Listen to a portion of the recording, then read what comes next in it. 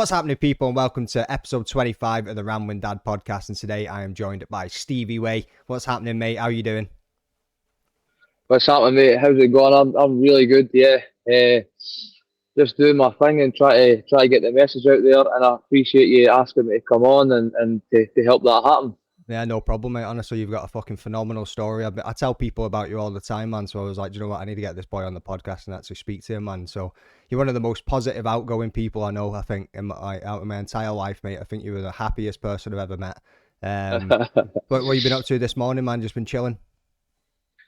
Yeah, just out walk with the dogs and done some yoga practice. I think that's what it's coming down to be honest with you, the sort of happiness from within is the inner work. You know, we're looking outwards constantly for buying things or wanting things and needing things in the outside world. And I think what I'm doing is I'm really working on the inside and put myself into situations where I need to be present and calm and relaxed, and it's really digging up a lot of inner sort of child, maybe like thoughts and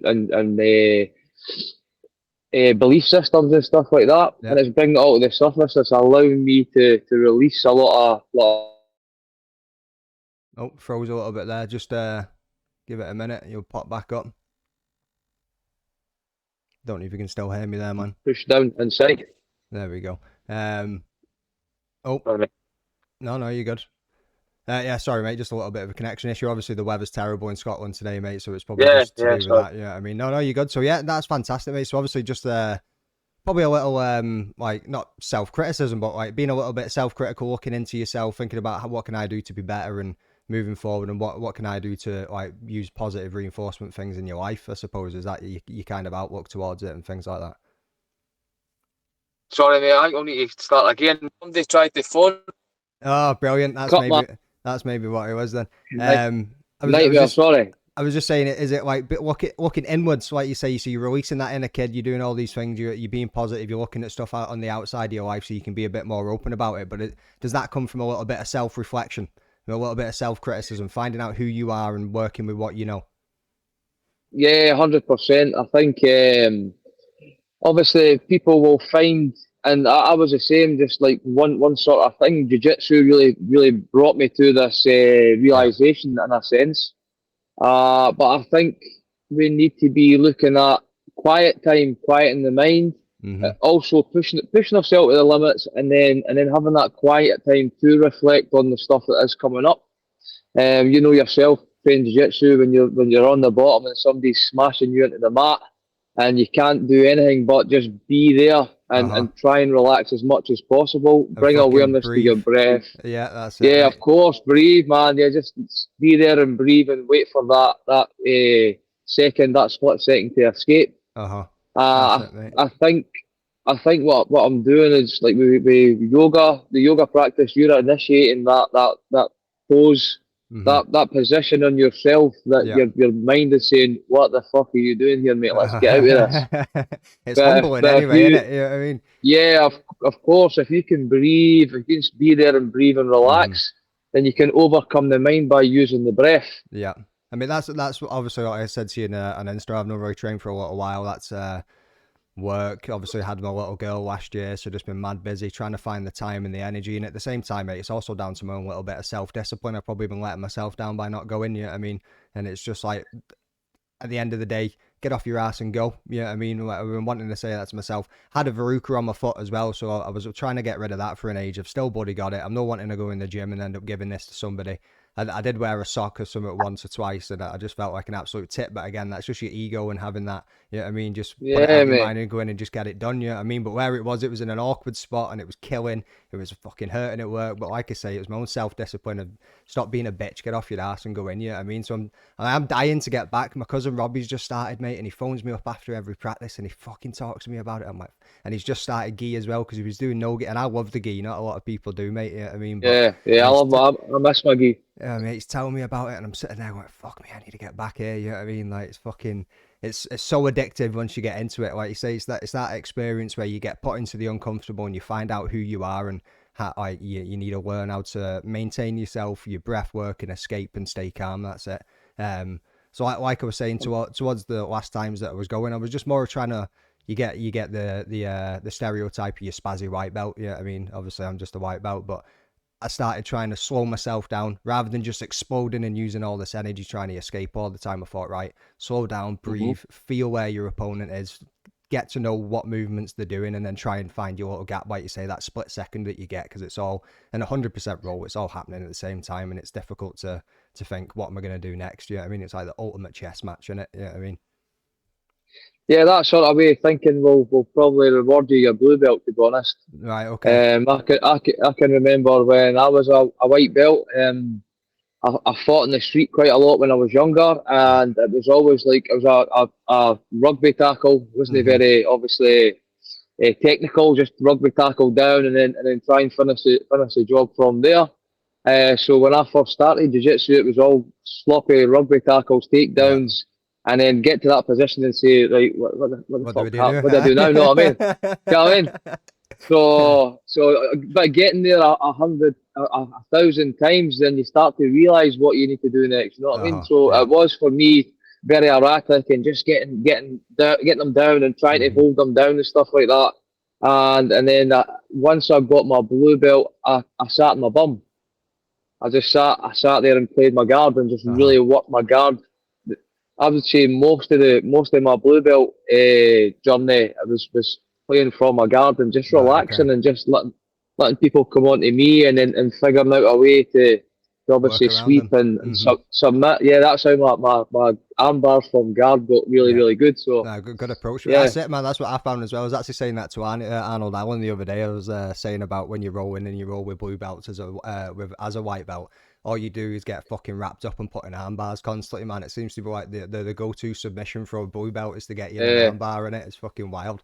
But again, mate, that's yeah, exactly why I wanted to bring you on today. I wanted to talk to you about like your story within BJJ, yoga, calisthenics. You've been doing a lot of that, breath work, and your travels and yeah. experiences that it's taken you on, mate. So obviously, let's go back to the start. We'll get back from there, and then so what kicked off the journey for you? What made you think, right, I'm going to get into Brazilian Jiu-Jitsu here? So when I was younger, I come from a small village called Kiwi in Stirling, and I think like I didn't have my dad around. I was the only child, and just looking after myself. I think I was a small guy, small boy. I was always strong. My old granddad, when I was 5 years old, had me doing push-ups and sit-ups, Yeah. Oh, lost you again there, mate. all this sort of bodyweight exercises. So I was constantly working on my strength, and it gave me a lot of it gave me a lot. Oh, one sec. Keep losing you, mate. It's either audio or video goes. There we go. Disappeared again. See if you can get it back. I keep getting phone calls and these ear. You're a popular man, mate. You're a popular man. Yeah, so it's not even people I know. It's fucking obviously Spam, scam. cold calls. You know what I Yeah, mean? yeah. How, Sorry, how, mister. Go on.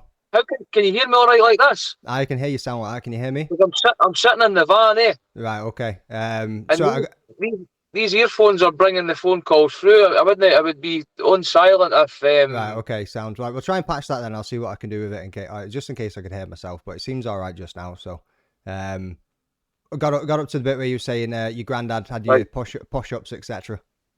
Yeah, yeah. So when I was 5 years old, my granddad would do, I think it was like 55 or 56 push-ups in the morning and Jesus 55, Christ. 56 push-ups at night. He Uh-huh. still kept himself strong. So obviously that was a great influence on me for Yeah. copying and just implementing that into my life. So we would do push-ups, we would do leg raises, squats, sit-ups, do these every single day just about. Mm-hmm. And I just kept it going all the way through my childhood. So I was just saying to Amanda, my girlfriend, the other day there, like the older boys would always ask me to lift my top up and show my six pack Abs. Yeah. and tell me to tense up and then hit me a A punch to belt. see. Uh-huh. Yeah, and I would just stand there and they would be like, fucking hell, this we cunt solid, eh? Well, So we've got something in common there. I was the same as you, mate. I grew up without a dad. You know what I mean? I had no father figure in my life. I had my granddad, my uncle. You know what I mean? They could guide you, but again, at the end of the day, it's not a dad. You know what I mean? So they can do what they can do. They can be great influences on you. But I was the same as you, mate. Grew up no father figure and got into training when I was younger. But as I've told you in the past, it was like Japanese jiu-jitsu that I'd done when I was younger as well. But yeah, go on, yeah. mate. Just wanted to jump in and say I've got that relatable No, there that's with you cool. as well, right? So carry on with what you were saying there, man. Cool. Yeah, so I just kept it going there all the way through my childhood, through primary school. I actually had a six pack in primary seven and stuff like that. It was kind of just I loved the training aspect, just how it made me feel and like just feeling strong and giving a wee bit of confidence. Yeah. I think I was always more sort of confident physically, but the recent practices, obviously the last 10 years, 15 years of jiu-jitsu practice, martial arts practice has given me a sort of more mental strength, if that makes sense, and brought Yeah, a yeah. balance Hmm. between the two.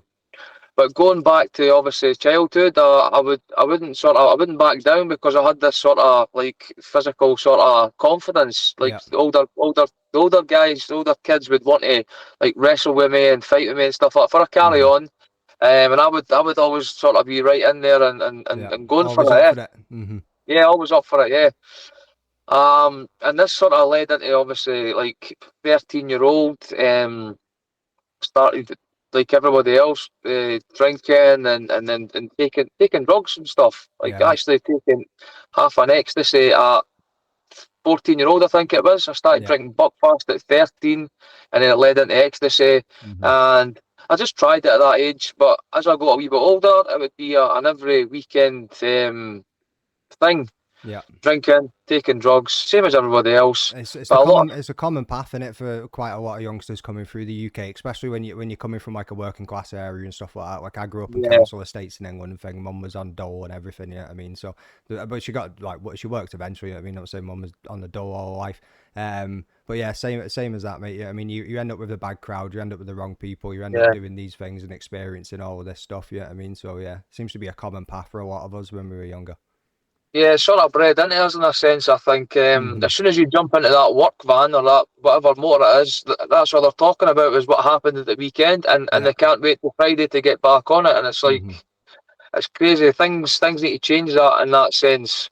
But so I fell into that sort of trap, the same as everybody else. You want to be one with the crowd and stuff like that. But I would be that. I still had that mentality of like being like no backing down. Wouldn't Hmm. say I started loads of fights, maybe a couple of times, yeah. But I would always be the one to sort of jump in and look after my mates and stuff like that. Yeah. And then this led to a lot of bother getting lifted and stuff like that. Hmm.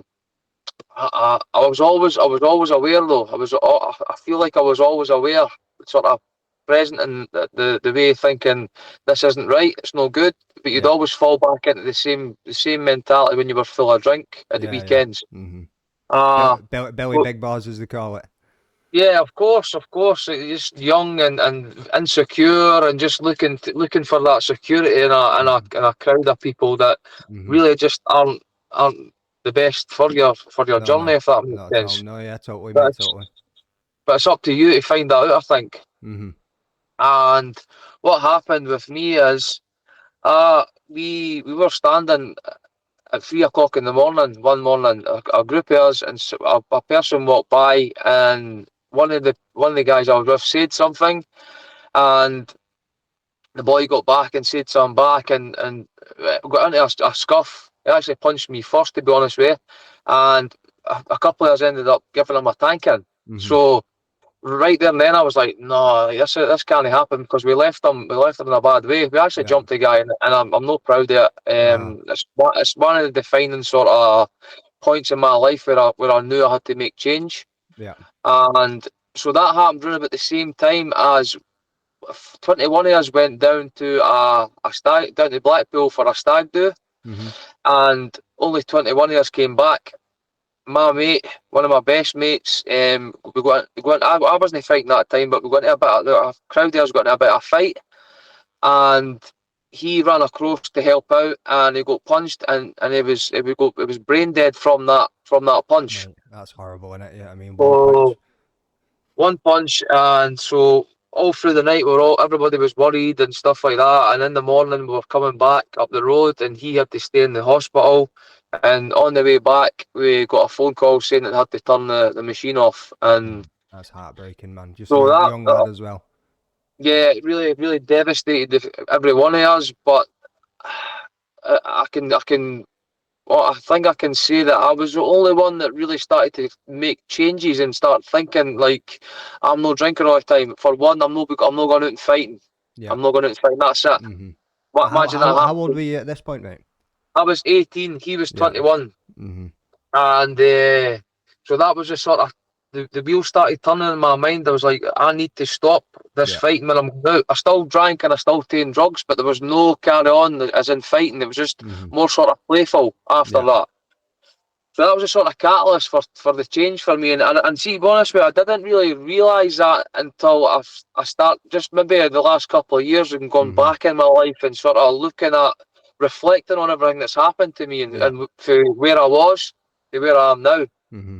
And so when I turned 20, something came across me again to get away from the drugs. So I really started to try and get away from the drugs. It was maybe one weekend I would stay in the house a full weekend Yeah. and see my mates would be like, why you not coming out to drink? Why you not coming for a drink? I'm like, I thought I just don't want to. You know what I mean? I got a wee bit more serious about training. Mm-hmm. I was lifting weights and went out cycling and running and stuff like that. Yeah. And then I found martial arts. The the first place I went to was Base Muay Thai and Bangkok, Mm-hmm. and I started training Thai boxing.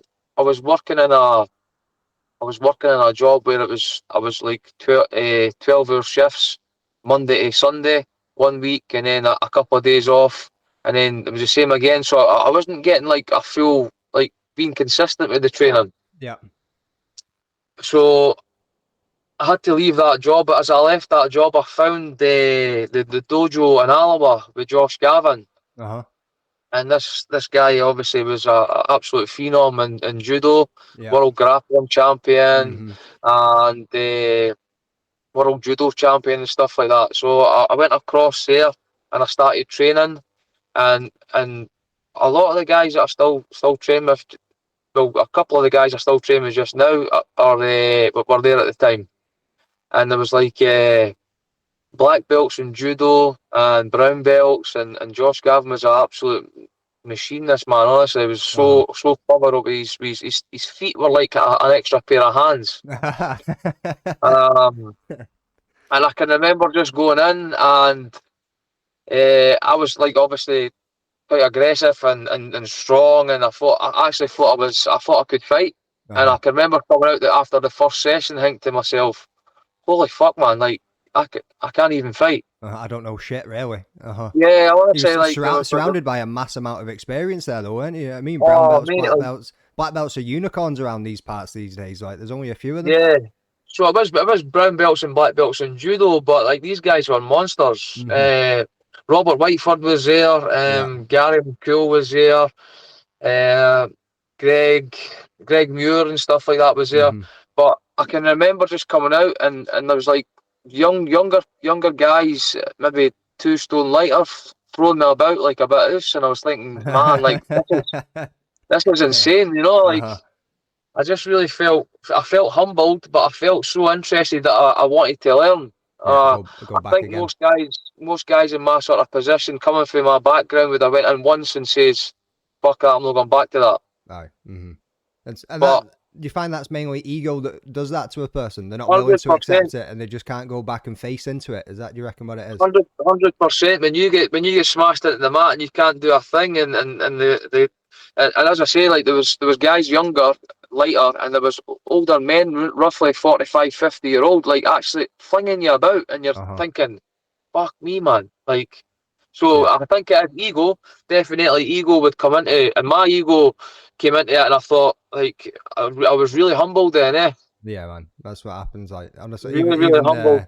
even when I've rolled with you in the past, you've obviously not gone 100%, mate, but you can tell the difference with your fucking grip and your strength. You feel it as soon as you put your hands on somebody, man. You're so tight and you're so fucking. I don't even know how to explain it to some Compact. people. Like it's yeah, that's it, mate. Yeah, I mean, you just feel like you all of a sudden you condense and you can't fucking move. And, like it's Yeah, fucking wild. So obviously you jumped into the Brazilian Jiu-jitsu first, but were you brown belt now? You got your brown belt not that long ago, didn't you? yeah, yeah. Got my So brown belt from a good mate and coach, Craig McIntosh. yeah, yeah, yeah, Mop. yeah, yeah. That's like somebody that I know. I've got a lot of mutual friends about. I've said hello to him a couple of times. Said hello to him at ADCC last year and that, but I've never actually spoke to the guy like much myself. You know what I mean? I can't say, oh yeah, we know each other or whatever. It's always just been a like, mate, how you doing? Just through a lot of like mutual friends, like I say. So how long you been doing the Brazilian Jiu Jitsu? Did you start that long after you were doing the Muay Thai? Well, the Muay Thai was at base Muay Thai, and then obviously the dojo was more judo based and Yeah. grappling. There was a lot of grappling going on there, so Mm-hmm. it wasn't quite jiu-jitsu, but it was a solid grappling session, eh? Yeah. So that was 2009. I started there, Mm-hmm. and just talking about Mop, that's when I met Mop. He Right. had been Okay. training about 8 months before me, and we sort of formed a friendship. We came from the same similar backgrounds. Yeah. Yeah. And I can remember it was a Friday night, 6 till 7. The grappling session was on a no-gi grappling session, and Mm-hmm. we used to sit and talk to maybe about 7, 8 o'clock after the session, thinking, "What the fuck just happened in there?" Know what I mean? Uh huh. Because he Fucking was the nightmare. same. He was quite a tough. He's a tough guy, obviously too, and came from the Yeah. similar background, they fight and stuff. Uh huh. And we just used to discuss like everything that was happening and how we were feeling. We just used to chat how we were feeling after it. It's great when you Humbled. meet somebody with a shared journey in it. Yeah, I mean, you can sit and you can reflect with each other back and forth and like go around what you both experienced and what perception you had of it and what learnings you kind of took from it and things like that as well. Especially at a younger age, being able to do that is a phenomenal thing. Yeah, I mean, because like you say, it's normally not until well into your 20s towards your 30s where you can actually start sitting down and reflect on yourself. Um, Yeah. so where did you go from there then? Obviously, you two trained a lot. Is he your coach these days, isn't he? Yeah, he's my coach now. Yeah, but he's always been sort of like roundabout there. We've helped each other out in a sense. You know what I mean? Yeah. We have Mm-hmm. helped each other out. We've killed each other on the mats for a long time now. He's always been the sort of the one that was sort of coaching me in a sense. It Uh-huh. was like I never really caught him until like a few years ago. So Right, okay. yeah, couldn't really get a tap on him. Right. Has that always been that Yeah, little step ahead, like? yeah, just that step ahead, definitely. I mean, it was only 8 months in front, but like Uh-huh. as soon as he jumped in, he was like the a master on the ground. He was just Yeah. so, Natural. yeah, definitely, Mm-hmm. definitely. Something that's what you get. Some boys just have that talent, don't they, as well, and others need to kind of learn it a little bit more. Like, but did you compete this year? Because obviously, I know you done ADCC last year. Yeah, no, I've not competed this year. I've obviously I was supposed to compete on the ADCC that time there, but Uh huh. Cal Eleanor, my opponent, he had ended up with staff, and he Ah, had to mate. pull out. Right. Okay. I Had must to have missed pull out. that. So it was a bit of a nightmare, to be honest. Yeah. But that's just what happens. Mm-hmm. So this year, as I say, like I've no competed as much as what I would like to. It's always been sort of on and off. I sort of fell into the coaching role, I think. Yeah. Well, I'm weed into that, mate. I'm weed into that. You Yeah, got all that in there as well, because obviously that's how we met. Like, we've not even discussed that on here yet. Yeah, I mean that's how we yeah, met. Is obviously I came along to Chimera. You were coaching in there, and obviously done your jitna stuff where you combine the yoga and the jiu-jitsu together, which I thought was phenomenal. Yeah, I mean I was all yeah. for it. I absolutely loved it, mate. And especially when you get those stereotypes, people like fucking doing yoga for you, like you muppet. You know what I mean? And it's like, Yeah. mate, go and fucking try it. It's actually really fucking good, and it's solid. It's not as easy as you fucking think it is. You know what I mean? You're tired at the Hundred end of it. I percent. tell you that. It's not always just a quick. I mean, what is it? You get your fucking thing. You lie on the floor. I absolutely loved it. Shavasana. Shavasana, mate. That thing's fucking wicked. You know what I mean? And just close Yeah, your eyes and just be in the moment and just be present and just feel and just relax and breathe and just get to the end of it. Yeah, I mean, it's absolutely fucking 100%. fantastic. I used to love that, but Yeah. go on. Sorry, what were you gonna say? So obviously yoga for me, you're it's obviously yin and yang in a sense, jiu-jitsu to yoga or any sort of strenuous training, and then Uh-huh. having that relaxation at the back of it. But for jiu-jitsu and yoga, it's sort of similar in a sense. It's the Mm-hmm. same, but it's different. You're initiating these poses and positions on yourself, and you're learning how to stay relaxed and with breath awareness Yeah. and focused on any sensations in the body. Mm-hmm. Jiu-jitsu, on the other hand, is somebody else doing that to you. You know what I mean? Yeah. They're putting you in these positions. So the way I see it is, if I can put myself in an uncomfortable position and be comfortable in that position, Yeah. with breath awareness, when somebody tries to do that in jiu-jitsu, it means that I can withstand that uncomfortable position that they're trying Yeah. to put on me, and I 100%. can, It's the I've been there before. I can do yeah. this. Yeah. Yeah, and the more I can the more I can be comfortable when somebody's trying to stack me or whatever it is, the stronger I can become in that position. Right. Okay. So if I can like it's plow pose in yoga, if I can put myself in that position and be there and breathe and be comfortable there, Mm-hmm. I can then learn how to be strong for that position and then Yeah. generate power for that position Yeah. As for well as escaping. the mental fortitude and not panicking and staying calm as well 100, and thinking about what you're gonna do in it, mate. Yeah, that's it. So. 100%. Like you said a second ago, you've not competed as much as you like to. Obviously, you had a massive break there. Like I seen you a couple of times just walking the dogs and stuff during COVID. Obviously, that was a fucking massive break. I mean, you were training with Mop and was it thingy Muri as well? You were training with them. Like you had all set up a little bubble. Yeah, I mean, you had your own little area that you were going and just staying with each Yeah. other and fucking training along. I've seen quite a lot of that on Instagram and stuff like that. But how did you find getting back into the competition after COVID and having so long off from it? Yeah, I mean, what was that Yeah, experience so like at ADCC last year? yeah, so it's always been like that for me in a sense. I've went a sort of different direction completely, but I'm trying to build some on the side that I can help fighters become more optimized on the mat and performing better. Yeah. Like with the yoga and the breath work and the mobility stuff, the sort Mm-hmm. of body weight strength training. So it's always been like I've competed for a wee bit, then it kind of fell off because of life. I had my wee boy when I first started competing. I had my wee boy, and it kind of Mm-hmm. threw me a wee bit. I just obviously I wanted to be there for him, Yeah. Yeah. and going back to obviously the yoga side of things, I think it can be implemented into jiu-jitsu massively, Mm-hmm. and it's really helping me when I do go away for competition. The sort of mindset I'm creating, Yeah. just being relaxed in every situation in my life. The yoga really helps. Yoga practice helps that in the Mm-hmm. breath work. So when I do go back into competing, it doesn't feel. I'm not saying I enjoy it because I enjoy testing myself. I want to make sure that my jiu-jitsu isn't a lot of shite, you know. Aye. Aye. So I mean, I'm training with Mop, like, and I'm training with Gary Priestley. I'm training Uh-huh. with Rob Truesdale, Robert Rob Whiteford. Uh-huh. Robert Whiteford, and Chris Duncan. I'm Aye, training mate. with these guys. Mm-hmm. Chris is away. He's away in camps, obviously, quite a bit just now. Yeah. So I'm more looking forward to him getting back and getting Mm-hmm. some training Have you, in. you seen the photos of him in the last couple of weeks, mate? He looks Yeah, man. fucking solid, man. Honestly. What a shape he's in. He is, isn't he, mate? It's unbelievable, but it's just some fucking big, heavy boys who've been rolling me over there as well, yeah. I Yeah, mean, but the boy looks jacked, man. I can't wait. Because, like I say, yeah. I'm going down to London to see it as well, so I can't wait to Oh, see him. nice, nice. Obviously, I went and seen him in March as well in his debut, man, and I was telling everybody, don't miss this boy's fight, man. Yeah, I mean, knockout artist who puts Yeah, I anybody know. on the fucking ass, mate. The boy is absolutely strong, like solid. He's strong as anything. And then he went a 3-rounder, and I was like, fucking hell. I'm telling Yeah, everybody, don't miss his fight, and he went for a 3-rounder, but at the same time, I was like, that's actually brilliant, though, because you got to see a lot more of his skill set than what we have done in hundred the past, percent, where mate. it's just been absolutely banging you. I mean, like, his grappling was excellent. He held the boy up against the cage. His fucking footwork was phenomenal. Yeah, I mean, what 3-round performance, it was excellent. Like, Mate, listen, your first fight in the UFC is a small percentage of guys that will actually win that first fight, yeah. you know. So, Mm-hmm. but that's what I'm going to say. He's looking in great shape, but mentally, this man is on a different level. Mm-hmm. His mindset is unbreakable. Yeah. And leading up to this match, he's not just on the mat. wrestling and striking and whatever else he needs to do for an MMA fight. Mm-hmm. He's out sprinting.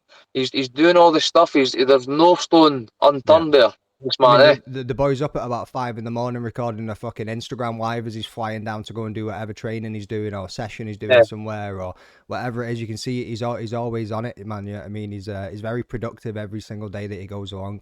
He's got an unbelievable like story and journey behind him and in front of him, man. Yeah, I mean, and then obviously he's got a beautiful wife and kid, man. And he's got everything to work for. Yeah, I mean, so. Now, hats off to the boy. Like, honestly, he's doing really well, and I wish him all the best. Like, but yeah, he looks absolutely phenomenal at the moment, man. So definitely. You got Mop, you got Chris Duncan, you got Robert Whiteford. Who's the hardest role, mate? Who smashes you the most? Oh, they're all different. It's all different in a sense. Chris and Robert Whiteford are similar. Chris is obviously bigger, but it's a similar sort of wrestling pressure. You know what I mean? Mop is more technical in the jiu-jitsu area, so I've got the best of both worlds here. You know what I mean? It's really, really good. Me and Chris, same as me and Mop, we've been like helping each other for a long time from MXP and stuff like that. So I've been helping with rolling and stuff. Like he's more wrestling based, I'm more jiu-jitsu based, and when me, Robert, and Chris are on the mat, it's an amazing buzz too. Because I'm sort of helping them with my sort of my guard game and attacking and constantly just being attacking from my guard. And these guys are looking to work their wrestling and the balance we're creating here is amazing. I've actually had Robert. Yeah, I've actually had Robert coming for a straight up wrestling sort of judo base to want to grapple with me and just have a grappling round there. So it's been amazing.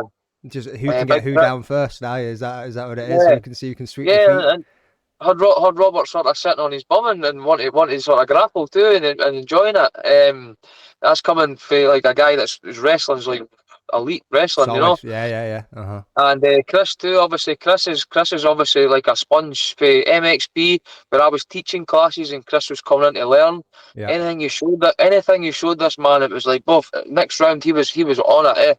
And then obviously from there, obviously for a coaching sort of perspective, we're helping coach and learn for each other. It's so good, and to see him go and do what he set out to do is unreal. When I first met Chris in MXP, after a couple of sessions training with him and speaking to him and that, I said, mate, you're going to end up in the UFC. He said that anyway. That's his drive and his focus and the mindset. You need to have it, don't you? I mean, that's what you see with these top level boys. They've got the mindset that's just beyond any other human, man. They've got the goals and they just fucking smash them and go for it. Like, yeah, for the get go, I said that to him. I says, "You're going to end up UFC, mate." And then look at him today, man. It's unreal. It's amazing to see a local guy putting in the work, and as I say, no stones unturned, and doing and living his dream. I mean, even you three working together there, mate. What a fucking team! And you gotta love to see it. Like I say, in Scotland, I mean, across the UK, to be fair, like MMA and everything else isn't as massive and mainstream as it is. Like, I mean, in the States or in Canada or whatever, it seems to take off a little bit more there, and you've got more. It's not. I wouldn't say normalized. That's probably not the right word to use, but I mean, there's more people, more types of people, or like areas of people that are talking about it than what you would get around here. I mean, so it's excellent to see you guys having that tight little fucking team in Scotland, growing, learning, and just developing the sport like from within the country. I mean, because you're always inspiring these younger people that are coming up and wanting to look into it and get into it. And now we've got somebody like the likes of Chris at the forefront of it, man, just driving it on. You know what I mean? So, and I think a lot of people will be able to relate with him as well, just like with his story, with his background, where he's come from and stuff like that. You know what I mean? Everyone's been through some adversity and hardships as they've came up through. So it's everybody's got talent. That's it, mate. That's it. So, as you mentioned a couple of times about the coaching, so when did you decide to take that step? When did you think, you know what, I actually want to start coaching this to people and fucking helping other people get to where I am and what I've done? I think obviously when I first started, I was a white belt for 5 years. And me and Mop, we travelled to some places. We travelled to Gracie Connections and stuff like that. Scott McVeigh and Kerr McMillan. Yeah. And we would go through there sometimes. Mop would go through a bit more than me, but I sort of just trained with Mop for 5 years, and we had nobody really to grade us. When I moved to MXP, it was a wee bit easier for me in Stirling because I had my wee boy, and it was in 2014. Just to jump 2015. in, do you reckon the birth of your son was something that kind of gave you that kick as well, that changed your mindset towards wanting to coach and help people? Obviously, because having that parental Yeah, kind of thought or mindset as well can give you a little bit of a drive to do something different.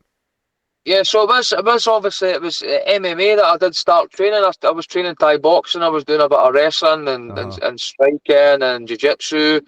Um, and I did have one fight. But after that fight, that's my boy. In fact, I actually met my wee boy's mum, and it all happened quite quick with the relationship, and then having Saul. Mm-hmm. When I had Saul, I didn't. You need to be. You need to have a. I'm not saying selfish. You need to really, to put 110% in if you want to be an MMA fighter. And I think when he was born, I wanted to be there, mate. Yeah. I really wanted to be. Ken, I wanted. I'm a helper. I'm a kind of. That's the way I'm at. But I thought I couldn't be down there every night training Thai boxing one night, wrestling the other, jiu-jitsu, whatever it was. Yeah. And I thought jiu-jitsu was the one thing that I needed to work on. It wasn't to the level I wanted it to be. So I really just said I'll focus on jiu-jitsu and get better at jiu-jitsu. Mm-hmm. And yeah, I think I fell into that role because of the way because I want to be there for my son. I want to actually build something for my son that I can leave behind and have him take over if he wants to. Yeah. But when I did move into MXP, in the gi and no gi, I was kind of my game was good, and I was rolling with I rolled with Colin Lyons and I rolled with Dave Yeah. Bull and Cougar. Yeah. Anthony Thompson, I don't know if you remember him. No, I've seen his face. I might do, like, but I can't think of him now. Like, He was a purple belt at the time, and Dave and Colin were blue belts, and I was in right, room with okay. they guys. And they couldn't get near me. I was actually like giving them a hard time, and they were like, "Fuck it, fucking hell, this cunt's not a white belt." You know what I mean? He's been doing this for a while. Like, it's like them boys that you get in the competitions that go for a white belt competition, but then you actually see them roll. You're like, nah, he's not a fucking white belt. What's going on here? 100%. So they were like, "Well, no way, no chance." They didn't enjoy rolling with me because obviously like, I was a white belt, and I was giving them a hard time. I think I was after a wee bit, I was starting to catch them and stuff like that, and they were struggling to catch me. But I had two competitions booked about a month into moving into MXP, and the first one, the adrenaline got the better of me. The first one round I didn't get caught, but I couldn't even tell you what happened in that round, and I got beat on points. Yeah. But 2 weeks later, I had another a competition booked, and I think it was a Scottish, and I went through 12, no 12, sorry, seven guys in the space of 2 minutes each. Just went. Right, okay. I changed up my mindset. I went on the mat. I was thinking, right, just behave yourself here, keeping the adrenaline from coming up, and just relaxed. And just talking to myself, and I went through, and I managed to get the gold, and then a week later, there was a grading, and I got my blue belt. Quite rightly, to be fair, quite rightly. Yeah, so I went through I'd obviously had a good bit of grinding, and I'd obviously earned that blue belt before I'd gotten it. I think anyway. I just had nobody to grade us at that time. Yeah. So. Once I was a blue belt for about 6 months, I think it was my sort of mannerisms in the gym and helping people, and obviously my technical ability and just the progress I'd been making. Colin, who was running the jiu-jitsu and MXP at the time, he just came forth to me and said, like, would you think about coaching? And I was like, I thought to myself, like, do you think I'm, well, I said to him, do you think I'm good enough? And he says, yeah, definitely. He says, you're obviously good enough, but it's your mannerism and the way you are with people, you seem to want to help. and I think you'd be a good coach. And I thought, If I can yeah, just let's add have to that, mate, he's bang on the money, because when I was obviously coming to the sessions with you, like, obviously they weren't one-to-ones or anything, but the way you delivered a class, mate, you were very down to earth. You could speak to people in a very open, understanding manner. You know what I mean? Sometimes you can get some people that can tell you a lot about the technique that you're about to learn, but you don't really understand it. It doesn't really set in. But you always took that time to make sure that everybody knew where you were coming from, knew what you were saying, and even do you need to be shown it one more time before we get into it? You know what I mean? You were always very patient with people, and so it was bang on, even there early on before you even got into it. Because I've met you years and years after you've had all this experience of doing it too, but from the sounds of it, you've been the same way the entire time. You know what I mean? Yeah. Yeah, I think that's what I'm at. I feel like I'm a helper. Yeah. I'm here to help people, Mm-hmm. and obviously as we carry on with this conversation, you'll see why, like more and more why. But I think for jiu-jitsu, for me, I wasn't the most sort of, I wouldn't say the brightest at school and stuff like that. Yeah. I wasn't that interested. I was interested enough to be there and be focused and learn enough to get by Mm-hmm. and keep myself out of trouble, if that makes sense. Yeah. But the jiu-jitsu is very, very technical, as you know, and I had to break jiu-jitsu down in a format and a way that I could learn and just go through the basics. Mm-hmm. Can keep like really hammer home the basics and have a basic understanding of it, and then have a basic way, a basic approach to delivering it, if that makes Yeah. sense. Just down to the fundamentals, really. You know what I mean? And just get 100 stuck into it. Yeah. Mm-hmm. 100%. No going too crazy into sort of inverting and leg locks and stuff. Yeah. Yeah. Even to this day, my jiu-jitsu is very, very basic. It's all pressure driven and just breaking posture and But just it's effective though. making people feel uncomfortable Mm-hmm. in positions. Even if it is side control, how can I have them in side control and just make that just that bit more uncomfortable Yeah. by just like turning their head or just Mm-hmm. disaligning their spine and Leading just the shoulder into the throat, whatever it is, yeah whenever you can get into it. making them feel weak, and then in turn that makes me feel even stronger to Yeah. them. Mm-hmm. So I think just my approach to teaching is very basic, and it was great for a beginner's program back then. So that's what me and Colin Lyons decided to do, Yeah. and I loved it. At the start, it was very daunting teaching, like trying to explain the moves and obviously Mm-hmm. speak through the process at the same time. I can remember Colin having to jump in and catch catch me and Oh, and, and you forgot this bit, or you forgot that bit, and yeah, of that course, all learning though, having innit? having brain fart after brain fart. Uh-huh. As you obviously, it's like anything else. You start to build confidence, Yeah. and through that confidence, that you start to express yourself better. Excellent, mate. Excellent. So, obviously we spoke a little bit about the jitness. So, did you kind of combine? Was that already like a style that you'd seen somewhere else, or did you kind of think, I'm gonna add this yoga stuff with with jiu-jitsu here, and I'm gonna combine these two things together, and I'm gonna see how it works? Was that at just some point throughout your Yeah. training that you thought, right, these two things go hand in hand here, so I'm gonna try and see what I can mash together? So after like about 5 years of training jiu-jitsu, my hips and my shoulders were really tight, mate. Uh huh. I started going to see a physio, and he just told me straight up. He says if you don't learn how to stretch yourself and look after recovery, you're not going to be able to train as long as what you want to. You know what I mean? It's Yeah. no, you're not going to see longevity in your training, Mm-hmm.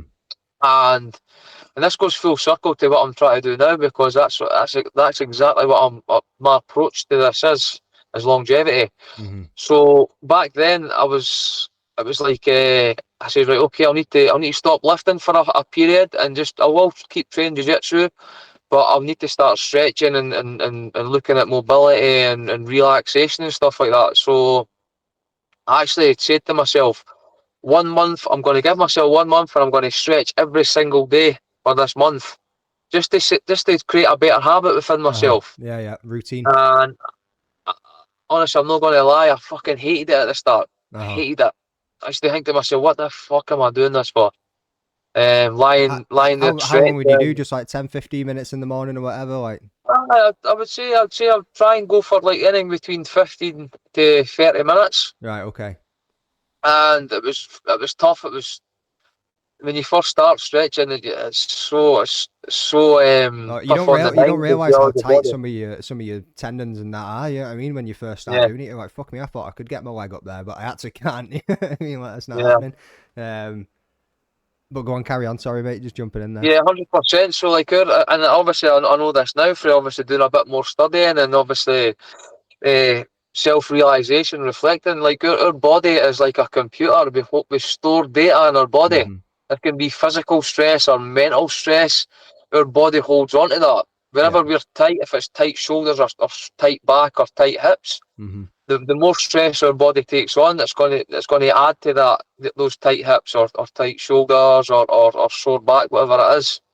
So when we start to stretch and lengthen our muscles and our joints and stuff like that, we're letting go of all this stored data and tension Mm-hmm. and stress in our body.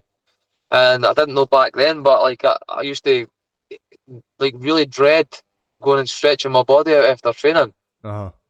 But obviously it was worth it the entire time, you know what I mean? So you recently 100%. launched like your 30-day program for Uh-huh. jiu-jitsu as well, and you talk a lot about obviously stretching out and help you improve your guard retention and things like that. Just tell me a little bit about the program, or like you don't need to tell me too much. Obviously, I know don't give the game away because you want people to come and join the Uh-huh. program, but try and talk to me a little bit about what's involved in that. Cool.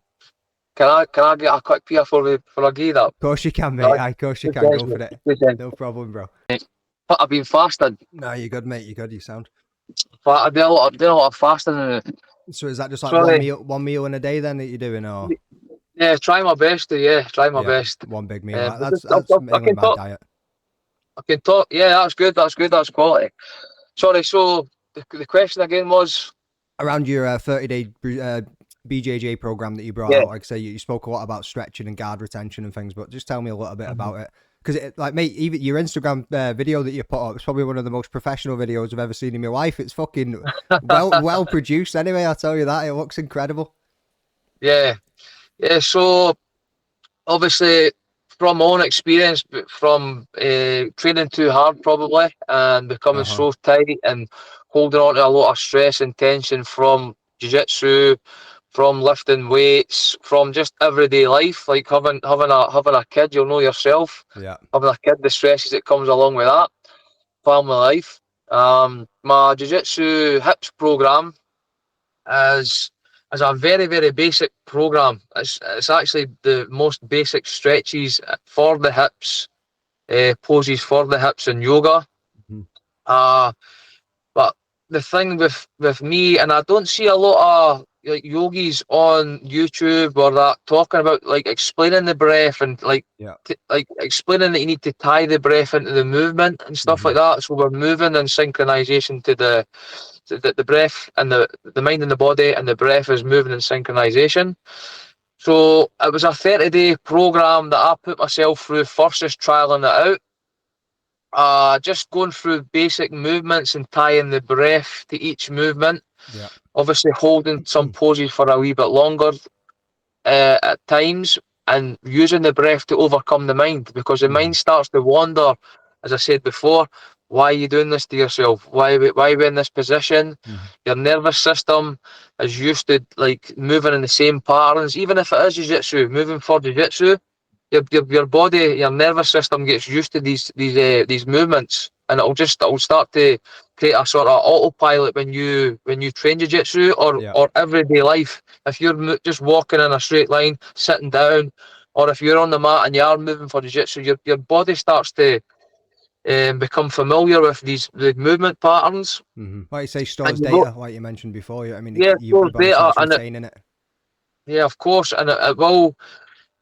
Jiu-jitsu will open up your body and strengthen your body to a certain degree, right? But think about this: when somebody's trying to pass your guard, and if your your legs only separate to a certain point, when that pressure's put on to sort of flare your knees open as a little bit wider, that there's tension there, and there's Yeah. not much strength there. I mean, so if somebody's initiating that on you, and you can't move because your hips are opened up so far, and you're feeling that tension, and you're feeling the pain starts to come in there. Yeah. So the sort of way of thinking for me is, if I'm doing this, initiating this on myself when nobody's there, and I can get my legs open, my knees opened up wide, my hips opened up wide, Mm-hmm. starting to work towards the splits. When somebody is passing my guard and they're putting that pressure on, I've still got that wee bit of mobility, that wee bit of strength there at the very end range of my motion. It's still all there, if I'm feeling comfortable. But if I'm not comfortable there, then that's what I'm going to get. I'm going to get opened up, and my hips I'm not going to be able to move this area. I'm going to be stapled to the ground. Yeah. So it's just about taking straight up beginners, straight up like grapplers who do obviously move. They do move in certain ways, but they do become tight and get gather pain and stress in certain areas, especially the hip area. It's just taking them through a 30-minute routine, 10 different exercises, 10 different poses, stretches, if you will. And we're just holding these poses for certain amounts of time. And it's just a basic thing that they can do every single day for 30 days. And then I'm going to bring out volume 2 and volume 3, where there'll be less poses, holding for a wee bit longer. Because I know through experience that holding a pose for 3 minutes at the start is you're never going to do that. You know what I mean? If there's too much mind coming in and saying, why are you doing this, you're going to stop after 30 seconds. Doing it. Yeah, that's what a lot of people end up doing in it. So keep it short and sweet to begin with, and just get them used to the routine and go in with it every day. I mean, just making sure that they're getting up and making it part of the day and just spending that half an hour. Because that's what you get with a lot of people. I can't do this, I can't do that, I haven't got the time. You've not got half an hour in the day, mate. I mean, you've not got 45 minutes. You've not got an hour, like.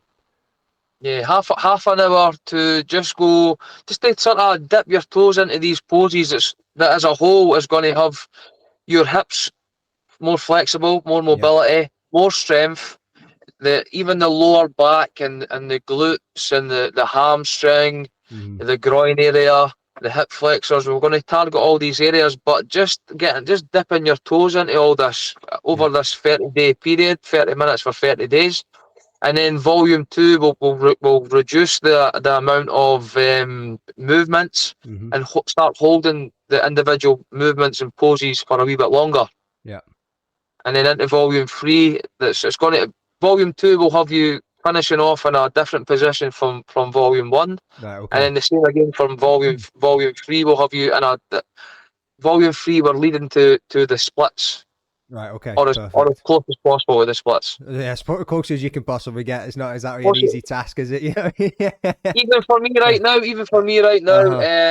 I've not got the splits the way I want them just yet. You know what I mean? So it's still a work in progress for me. It takes a long time. It takes patience. It takes discipline. Yeah, it takes a bit of motivation to actually want that. But I believe that the better we can move, the better we're going to perform. Yeah.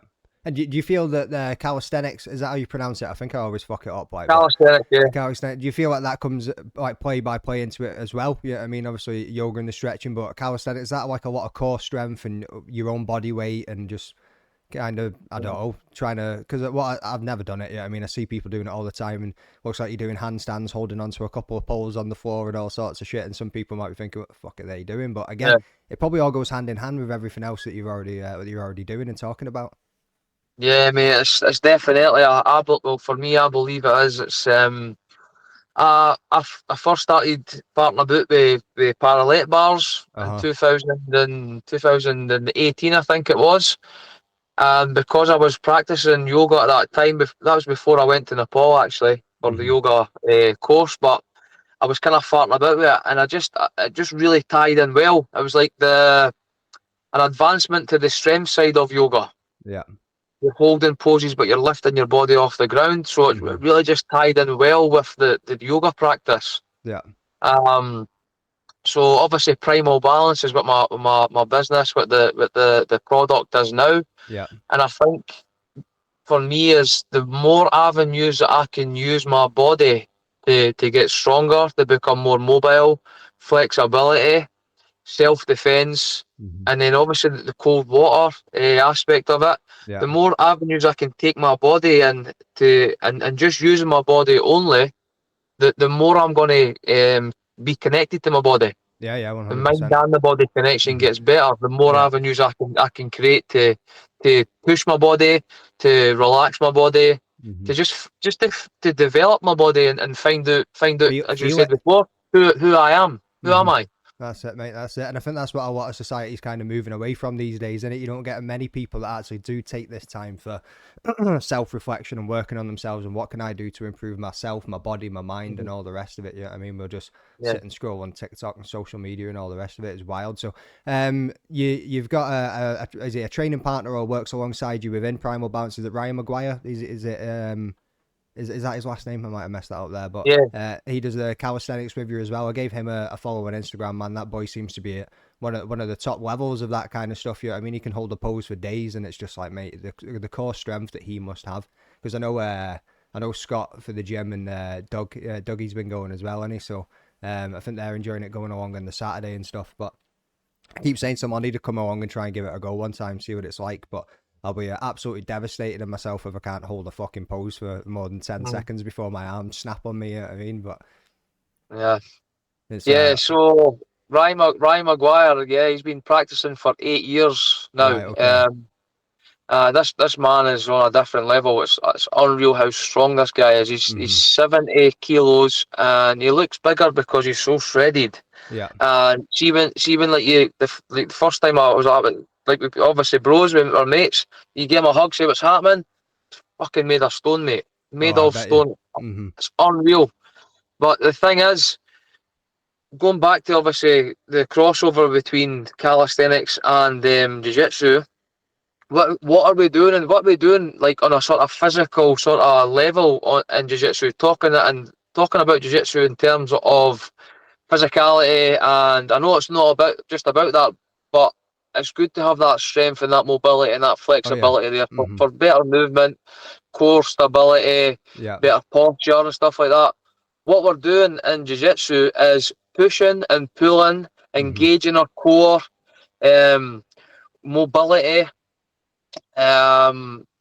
posture, all these things we're practicing in jiu-jitsu at the same time as learning how to survive and techniques to choke and catch people in submissions. We're doing exactly the same in calisthenics. We're creating good posture, we're engaging the core, we're pushing and pulling for all different angles. Our grip is a massive thing in calisthenics. Yeah. For muscle ups and stuff like that, we usually pull up like this. For muscle ups, it's a false grip. So we're building all the forearms up in this area here. Yeah. So false grip is for pulling, then to push right away. Yeah. So we're coming back. Jiu-jitsu, the four finger grip. This is all the muscles, lapel grips or whatever. same muscles we're using for pulling here. Yeah. We're finding jiu-jitsu, our end range from here. We're having to push from here. We're having to pull from here too. From our end range from here, a far away end, we're pushing and pulling from here, and we're doing exactly the same movements in calisthenics. So the more I can refine this push and pull in all different areas, even yoga practice, we're not pulling as much, obviously, but it's mostly push. Yeah. But yoga practice, calisthenics, I'm pushing and pulling from my end range, both here and here. I'm pulling and pushing from all different angles. I'm engaging my core at the same time. A lot of explosiveness in calisthenics. So for me, it's an amazing crossover, and all my teammates and everybody I roll with are like, fucking hell, like this is mad strength. Now they can tell the difference. Tell the difference. I've always been strong. I've always kept myself strong and fit and stuff like that. But this is different, mate. I feel more connected. Yeah, you've taken it to another level yourself, you know what I mean, by doing these things, man. That's incredible. Yeah. Great to hear it, man. So obviously a second ago you mentioned Nepal, and I did want to get into that, just about your journey and everything that you went on out there. So you trained, how many years ago was it? 2019 I went to Nepal. Right, okay. So how long were you there for? Was that the first time you went? Yeah, that was the first time. Right, okay. Yeah. Well, I suppose you mustn't have long got back then when I first met you, because it was like 6 months before... Was it 6 months before COVID I came to Chimera and started training there? And then obviously the COVID kicked off in about February. So yeah, so when were you there in 2019? 2019 I went for the first time. I started implementing yoga into my practice in the end of 2017. Right. Okay. I was going through this is obviously a big party where I'm at today just now. I was going through a hard time. Just with my ex partner, my wee boy's mum, and we ended up splitting up. And I went to yoga practice. My mate had came back from India. Had done his 200-hour teacher training course.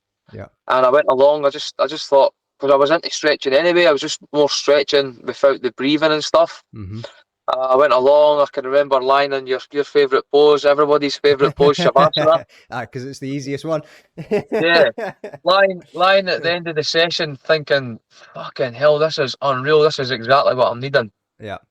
So after a few times we go to the practice, I thought, this is something I want to learn. I want to implement this into my life. I want to be able to teach this. And so he got me introduced to the guys in Nepal who were running retreats, and I booked up to go. I just says, "Fuck it, I'm going." Nice. And there's there's something 200 hours you done as well, the training stuff. Yeah. 200-hour teacher training course. I mean, it was something totally out of my comfort zone. Yeah. Obviously, I taken myself out of my comfort zone with jiu-jitsu and stuff like that, but it was something very, very, really out of my comfort zone. Yeah. I can remember booking it and paying it up, and it was getting closer at the time, and thinking to myself, "Fuck, am I really got to go and do this?" You know what I mean? It was like a full month going away and living and breathing the yoga practice and learning from like proper yogis, eating the proper food, and living I knew the proper life, going through it all. Yeah, I knew obviously through the sort of everything on the program that I was going to be following. I was going to be vegetarian. Right. Okay. And I'd never been vegetarian before, and I just thought, you know what, I'm going to go over there and just let's do it. What's your diet like these days? You still like that a little bit, or? My diet is balanced. It's more balanced. Yeah. When I went over there, it was just straight up yoga, and yoga. Yogis try not to eat meat because it's better for obviously being able to stretch the muscles and stuff like that. Eating meat and protein is better for building. Yeah. But these guys are like they're stick thin but really strong. So I kept on the diet for the full time I was over there. Even with one day off, I would go down the town for food, and I would stick to the vegetarian diet. As I say, I felt so clean and cleansed when I was over there, light in the body, clear in the mind. It was one of the best experiences of my life, and I felt the best in my life, physically and mentally. Really through the experience and the people that you met and stuff as well. Yeah.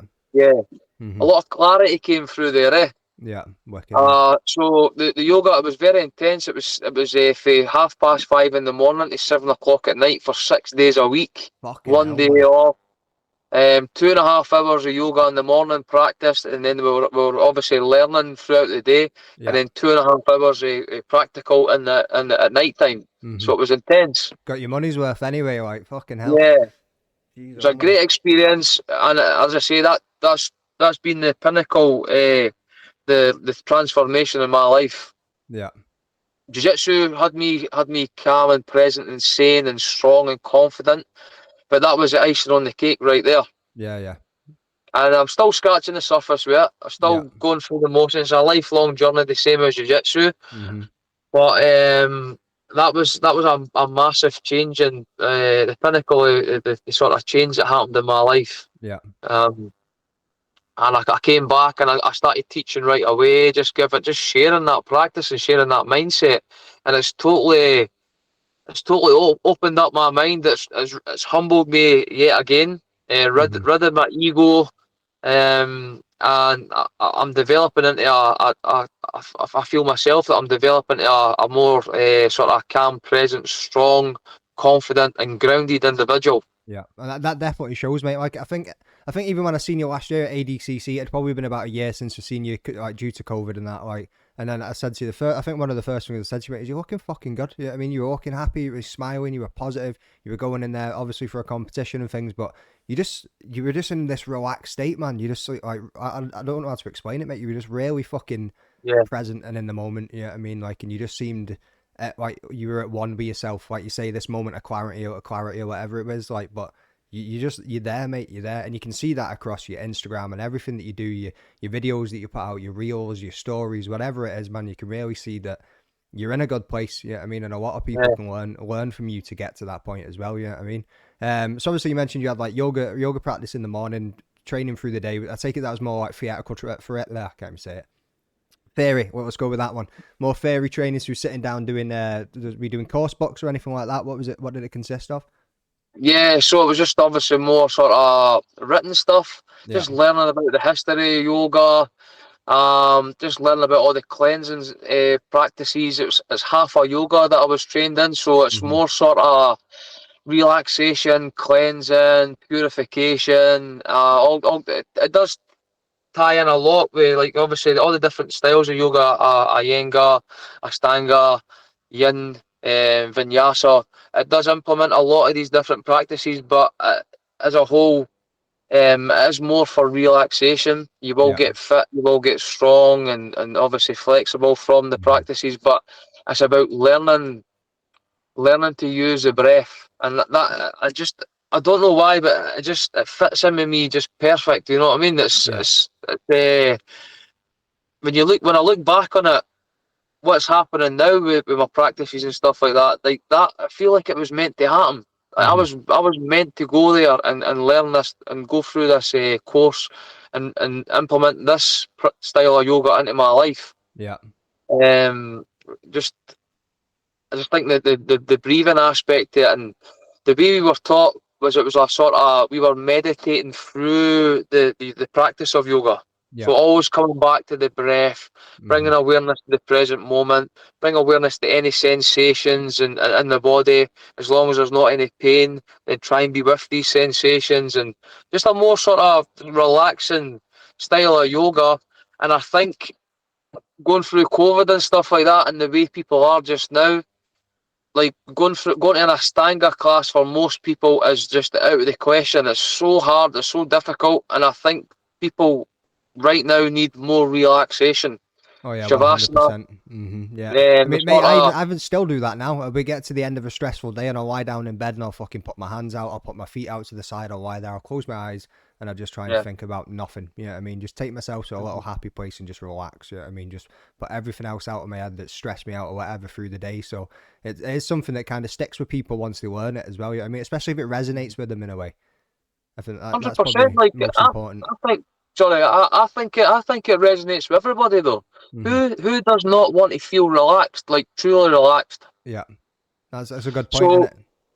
So, like, who doesn't want to feel that? People think that finishing off their week and getting on the bevy, on the drink, they're relaxing. They're not. Alcohol is poison to your body. As soon as you start drinking that, your body's under stress trying to get rid of it. So you're not truly relaxing there.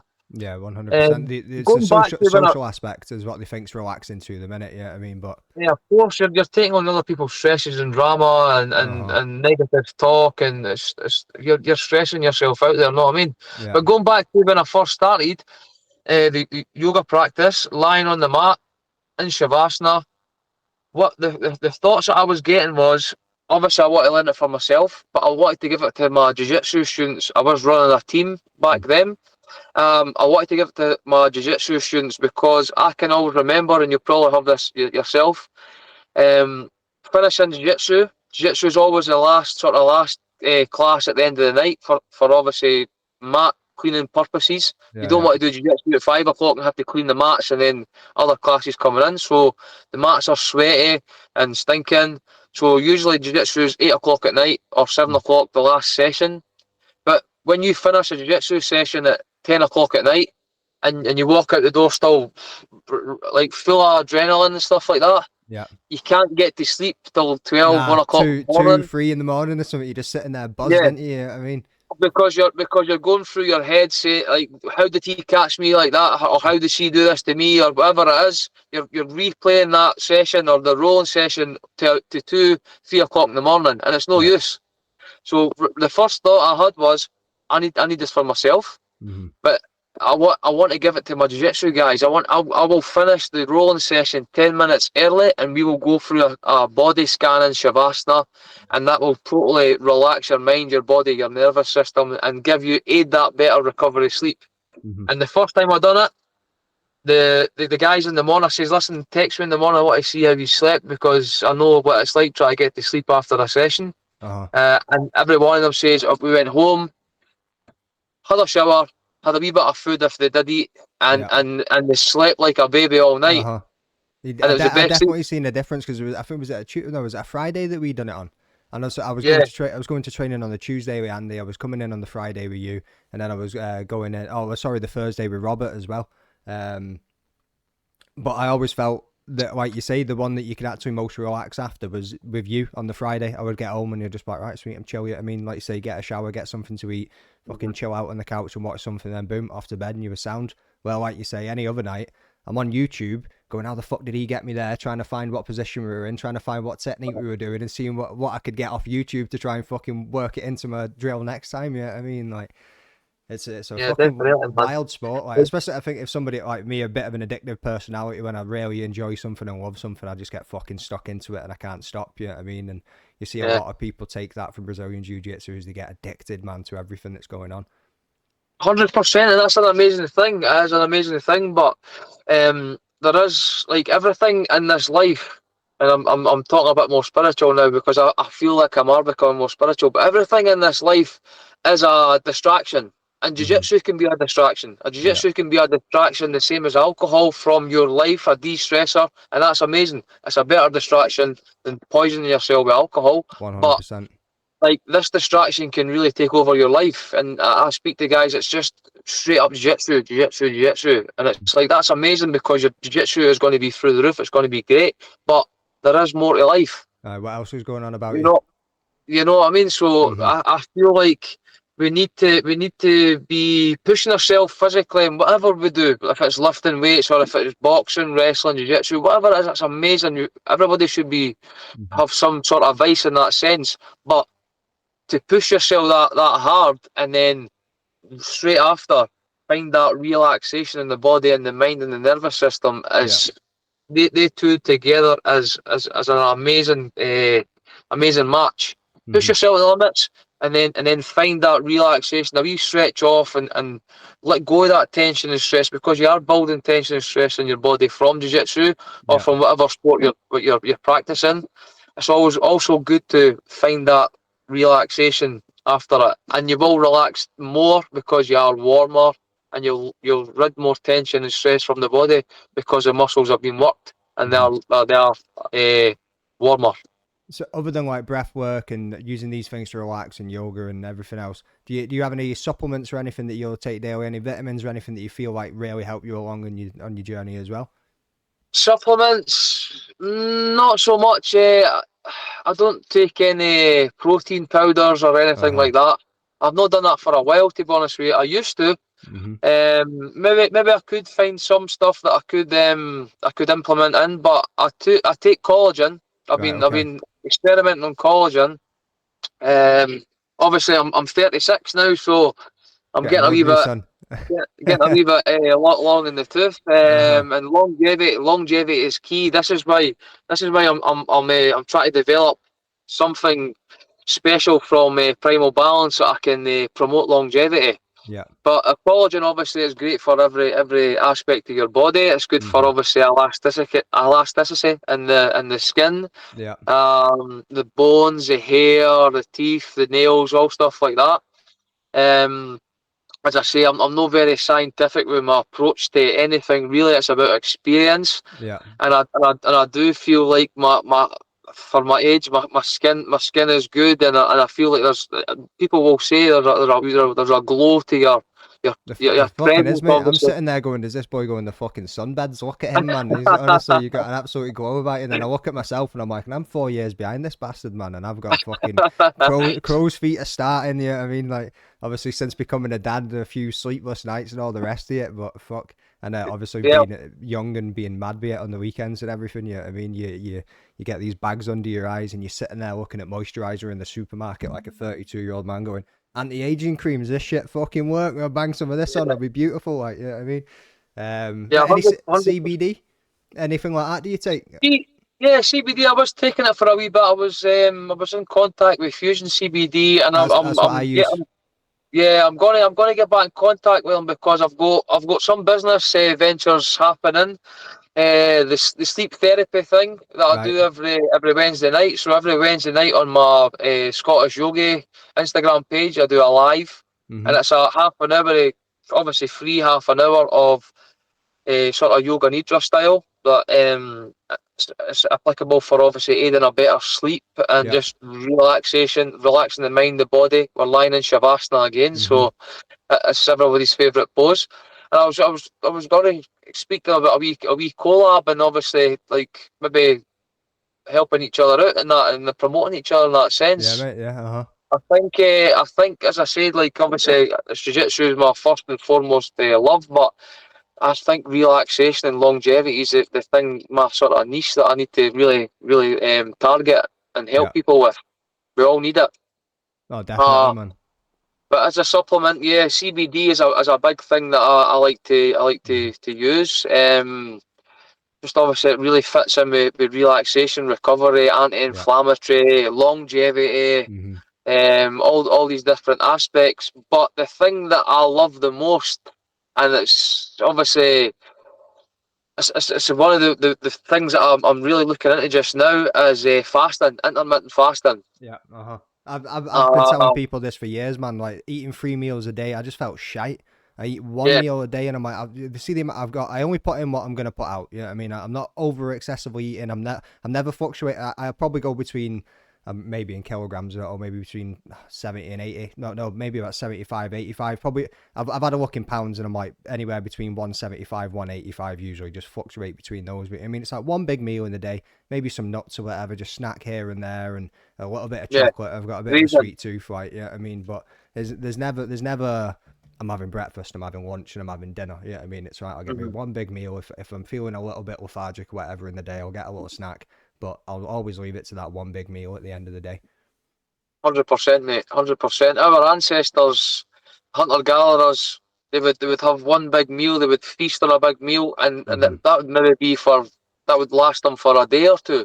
They Yeah. would maybe graze on fruit and nuts and stuff like that. Mm-hmm. But these people were healthier, probably happier, Oh yeah, stronger, 100%. Mm-hmm. fitter than us today. You know what I mean? More We're in tune with the convenient, earth and intuitions and everything, mate. You know what I mean? in tune with themselves. Like obviously, as I say, I'm not very scientific with my approach to anything. Really, it's about sort of lived experience. And when Yeah. I'm fasted, I am present. Mm-hmm. Like no, I am relaxed. I'm aware of my breath. I'm aware of my thoughts. I'm aware of my actions. I'm right there in the moment. Um, I feel like I can train better. I can focus better when I'm off training. I've actually just with but not just with fasting, but with fasting, calisthenics, and yoga, I've actually put on more muscle mass.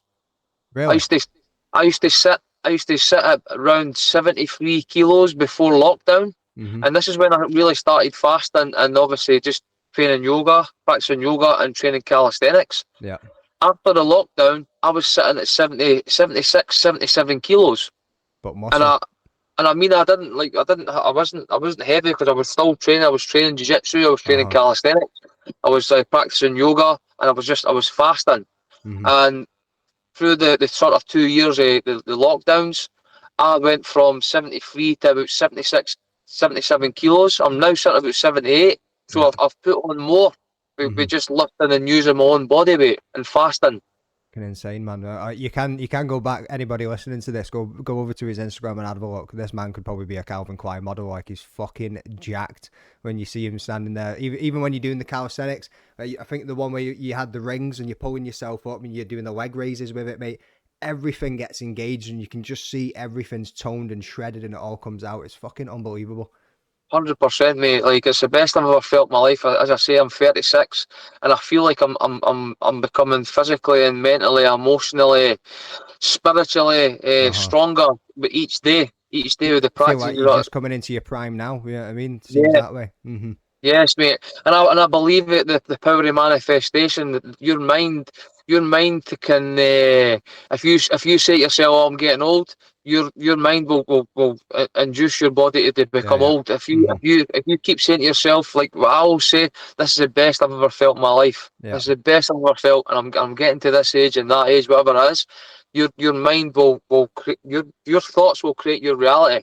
But it's kind of like gaslighting yourself, isn't it? I mean, you get that a lot when you're growing up, man. You probably experienced it yourself. Oh, I'm going to go and do this. I'm going to go. Fuck you doing that for? You're never going to be good at that. You'll never be able to do this. You'll never be professional at this. And this is the I'm getting mindset. too old. And yeah, that's, yeah, I mean, like all these different things or justifications or excuses that people come out with. Or I don't know if it's somebody doesn't want to see you succeed because of how they feel about themselves, but they tell you can't go and do something.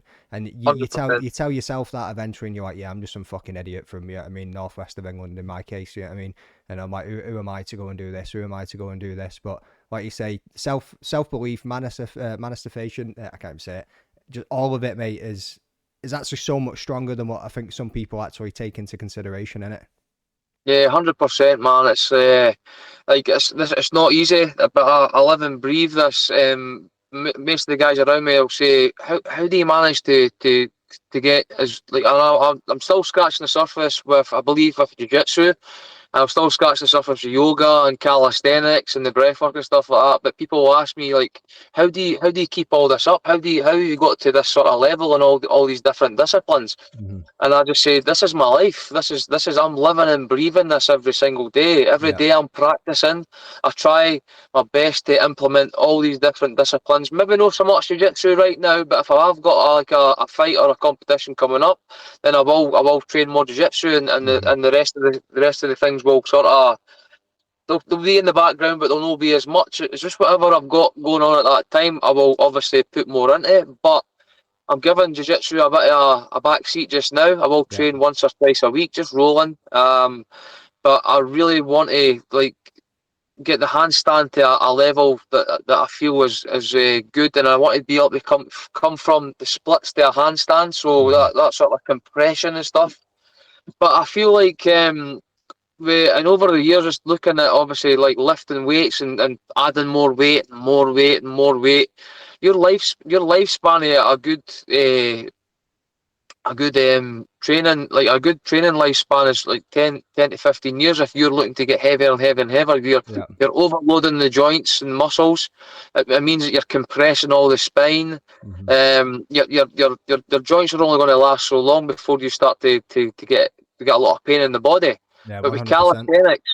calisthenics, and obviously with the yoga practice on top of it, loosening the length and everything, but calisthenics really means like obviously everything body related, like mobility stuff. Yoga comes under calisthenics. So if you're lifting your own body and obviously breathing and finding good posture and stuff like that, you are going to be able to do that for as long as you want, as long as you maintain and look after your body.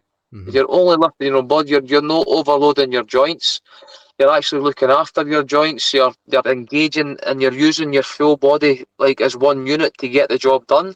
So all the small intricate muscles, intercostal, all the core muscles are all engaging at the same time. Your mind, when you're holding, just say if it is even just go to the high plank. If you're holding that for a long period of time, your mind is telling every single muscle in your body to fire up and work as one unit to get the job done. Know what I mean? Whereas if you're overloading just the bicep, with a curl or whatever it is, it's only that muscle and it's amazing, obviously, to sort of look to isolate muscles and stuff like that is great. But if you're isolating muscles and you're using your full body, you're doing your isometric holds and your isolation movements, you're working the two of them together, then you're adding more to your physicality, if that It's like makes sense. another layer to it, isn't it? Yeah, I mean, it just takes Yeah. it up. Yeah. And I always Obviously, thought, like, and I read in like the men's health magazines when I was younger, like you can only get so strong by only you're using your own body weight. yeah. But no, man, there's levels to it. It's limitless 100%. how strong you can become with just using your own body weight. As I say, repetitions and isometric holds. You're adding the two of them together, then you're building a different animal altogether, mate. I think it's that core strength. A lot of people underestimate core strength and how much it can actually do for you, really, at the end of the day. Like, obviously, you're aware of the time, mate. You've done been an hour and 24 now. You wanted to just keep it kind of about an hour and a half time. So let's go to two. Let's go to two if you want. We can just keep talking, yeah, man. Sound. So the next bit I wanted to go on to anyway. We're almost through all of my questions, other than flowing in between it. You know what I mean? But you and the Mrs. Brain Trainer. Yeah, I mean, you two are fucking killing it right now. She's like a beacon of positivity herself as well. I've had a look at her Insta page. I've seen some of the things that she does, and she's all about mindfulness and just positive reinforcement and stuff like that, isn't she? So and well-being and everything that comes along with that. So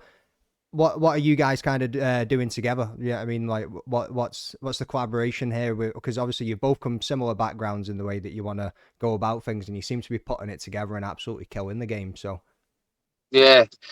So she's like Mrs. Brain Trainer is like a sort of modern day mental health and life coaching, and just sort of thought the same as me with Primal Balance, just bringing all these different aspects together. She's doing the same with the sort of mindset. Yeah. So it's crazy that you meet somebody. If you work on yourself enough, you meet somebody that's actually the sort of the same as you, if that makes sense. The mirror image. Yeah, when I met her, it was she was like, "You're like the male version of me," and I was like, "All right." But then after obviously getting to know her and stuff like that, I was like, "Fucking hell, man! This lassie is exactly the same as me, but in the female form." And obviously, I'm more sort of the body, which is really leading to the mind. I feel like I'm unlocking a lot of sort of inner wisdom and knowledge, if that makes sense. Yeah. Through doing the inner work. It's all coming in a sense to the surface. But Mrs. Brain Trainer, she's been studying the mind and really like doing the sort of the practices and the work on herself and her mind for a long time. And we just sort of fit well together. We are starting to collaborate on a business sort of format called Being Optimized. Right. Okay. So just optimizing the physical and the mental through obviously physical practices and mental tools and techniques. Yeah. We're going to be collaborating together on sort of events and retreats. I think we're talking about a sort of couples retreat. So getting couples together and just having them being honest with each other. We've been practicing this. We've been doing like couples one-to-one sessions. Just getting them in and just going through sort of tools and techniques, and then giving them a bit of yoga and breathwork practice, and getting them into cold water, and just getting them to be honest with each other. Yeah. And start to relate to each other in a better manner, and just giving them a chance to sort of connect. And I think that's keeps you motivated. 100% that's missing. I don't think a lot of people talk anymore. You find that they're at the end of couches from each other on social media, aren't they? You know what I mean? And the honesty aspects, not a lot of people can, as we mentioned already in this, man, not a lot of people can have that self-reflection and truly look at themselves and have a subjective or objective way of looking at themselves and going, actually, do you know what? Yeah, these parts of me are shit. These parts of me are good. Let's work on these parts and let's go where we're going. You know what I mean? Like, not a lot of people can actually do that. But what I see from you guys is you have this. You've got a shared goal. You've got a shared passion. You know what I mean? And it's probably keeping you both motivated. You're probably pushing each other further than you even thought would have happened, mate. You know what I mean? And it's beautiful to see. Like, so I've, as you said, you're going to look at doing these couple retreats and things like that. But I've seen you do some seminars and courses already, haven't you? I've seen a couple of clips that you've put up on your socials. So, like, what kind of structure goes in that? Is it she does one bit, then you jump in, or do you just kind of bounce off of each other and it all kind of flows together? Yeah, so just determined on the sort of audience that we're going into, we try and work it. She will do a wee bit of chatting at the start, then I'll take them through a body scan, a shavasana, shavasana with body scan, breath awareness, and then she will do another wee bit. Just so she will relax them and get them present in the moment with a chat, and I will give them the breathing and the awareness technique, and then she will go through a sort of mini mind spa, she calls it, just explaining like in a honest, a really down to earth way, simple to understand how your mind works, and how we're sort of setting programs from a young age. Like I was telling you about at the start, but belief systems and programs that your parents and your peers like unintentionally drum into your head, and you live by these, and you need to realize that like some of the thoughts that you have, or some of the beliefs, or the limitations that you've got, aren't even yours. They're not yours, or your parents and the people that are around you. It's their beliefs and their systems of being, if that makes sense. Yeah. And you need to societal norms of where you should be and what you should be doing. Yeah, you need a catalyst. You need something to sort of rip you out of that autopilot, that comfort zone. And as I go back to obviously my friend getting killed, that was a wake up call for me. Yeah. So it's just about, like, she explains how the mind works and stores things, and suppresses thoughts and their feelings. And she talks about, she's got like the voices in her head. She names the voices in her head. One was it is it negative Nancy or something like that, and Paloma Faith or something like that. Okay. I think I can't remember exactly. I should know this actually, you know. But she names them so they've got like a sort of presence, and then she can start to like talk, like really talk back to them, and say, listen, I'm not listening to you today. I'm going to listen to Paloma Faith, the one that's saying you can do this, you're amazing, and all stuff like this. So it's an easy way to understand how your mind works. And I can remember the first time listening, think to myself, holy fuck, man, this is gold, eh? Yeah. And everybody's like this listening. Edge of the seat listening to it. Yeah. Yeah, it's amazing. It's so good, eh? And then I'll jump in and give them breathing techniques, and I actually want to share a sort of just a breath awareness technique with you. No problem, mate. Yeah, no problem. And just getting them present in the moment, and realizing that they can change their mind by just changing change their life by changing their thoughts. They can change their full life by bringing awareness to their breath and just relaxing themselves. And the more time you can give for breath awareness, the more that this calm and relaxed state that you create when you're bringing awareness to the present moment and bringing awareness to your breath, the more you give time for that, the more it will filter out the rest of your day, and you'll take it into your jiu-jitsu practice, you'll take it into your workplace, you'll take it into your relationship, you'll be more present. And when that altercation happens, it usually you'll maybe hold your breath and go, oh, tense, or just blurt out whatever it is that you don't really want to say. The more you can be present and aware of your breath, when these times do come along, will come back to the breath and breathe, and then realize and regulate yourself, and then be able to handle each and every situation in a better manner that's going to serve you better, it's going to serve the people involved better. Excellent, mate. Fucking excellent. So I was going to say, you mean you've covered that absolutely fucking phenomenally there. I was going to say, what kind of things are you covering within it, but you've already got all of that. So you two went travelling together recently as well, didn't you? Was it back to Nepal that you went? Back to Nepal, mate, yeah. Okay. And was it back to any kind of seminars? Was it literally just travel, explore, see the place, see the people? Yeah, so the head yogi that taught me in Nepal, taught the yoga course to me in 2019. He was running this again. And this time it was a yoga retreat for the first week. Yeah. With the added benefit of learning from a guru, a lama, and Dharma and Buddhism. So we had 2 teachings of that a day, just learning the basics of Buddhism and karma and Dharma and stuff. Yeah. We had yoga practices in the morning, yoga practices, meditation practices, breathwork practices, all combined for the first week. And we had a colon cleanse. Oh, nice, mate. full on cleanse, mate. So Just to finish it off at the end there, like, you know what I mean? How fresh were you coming out of that one? so the colon cleanse, it was something a wee bit different, obviously, than what you're probably thinking. But it was Yeah. drinking 2 cups of warm salty water, Uh-huh. and then doing 5 different yoga exercises just for getting the bowels moving and Right, okay. all the systems moving. Loosen shit up. Five time, five exercises times 2, Mm-hmm. and we had to drink 2 cups of water, yoga exercises, 2 cups of water, yoga exercises, and I end up drinking 23 cups until you're actually like Yeah, yeah. totally Uh-huh. see through, like it was just coming right through you. Jesus And Christ, man. amazing experience, like you were Yeah. totally like Uh-huh. awake, all right, totally cleansed, totally in the moment.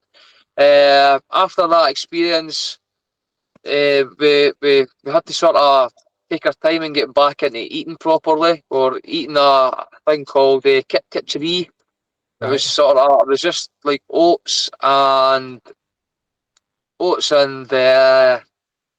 ghee Mm-hmm. ghee and oats mixed in. So it was like just basic stuff for a full day after it. Yeah, yeah. Uh-huh. We had to sort of fast before it, Yeah. just to sort of get us into the present moment and get us ready to get the bowels ready for it. Was not expecting this But conversation from your travels, like, I'll tell you yeah, that. yeah. So it was an amazing experience. We knew what we were going for. We knew it was happening, but it was Yeah. like an amazing experience. And after that, the first week we trekked through the Himalayan mountains. Yeah, yeah. Seen a lot of The that. Mm-hmm. the Annapurna range. We started in Mustang. Yeah. In fact, we were in Mustang.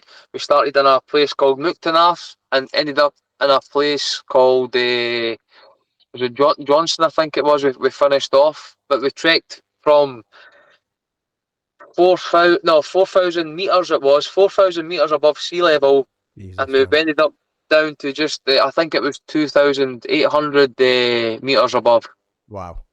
But the altitude was a thing, trying to get used to the altitude when we first got out the Yeah, jeeps. yeah. Uh-huh. We walked up to this the highest temple in the mountain in the world, sorry they called it.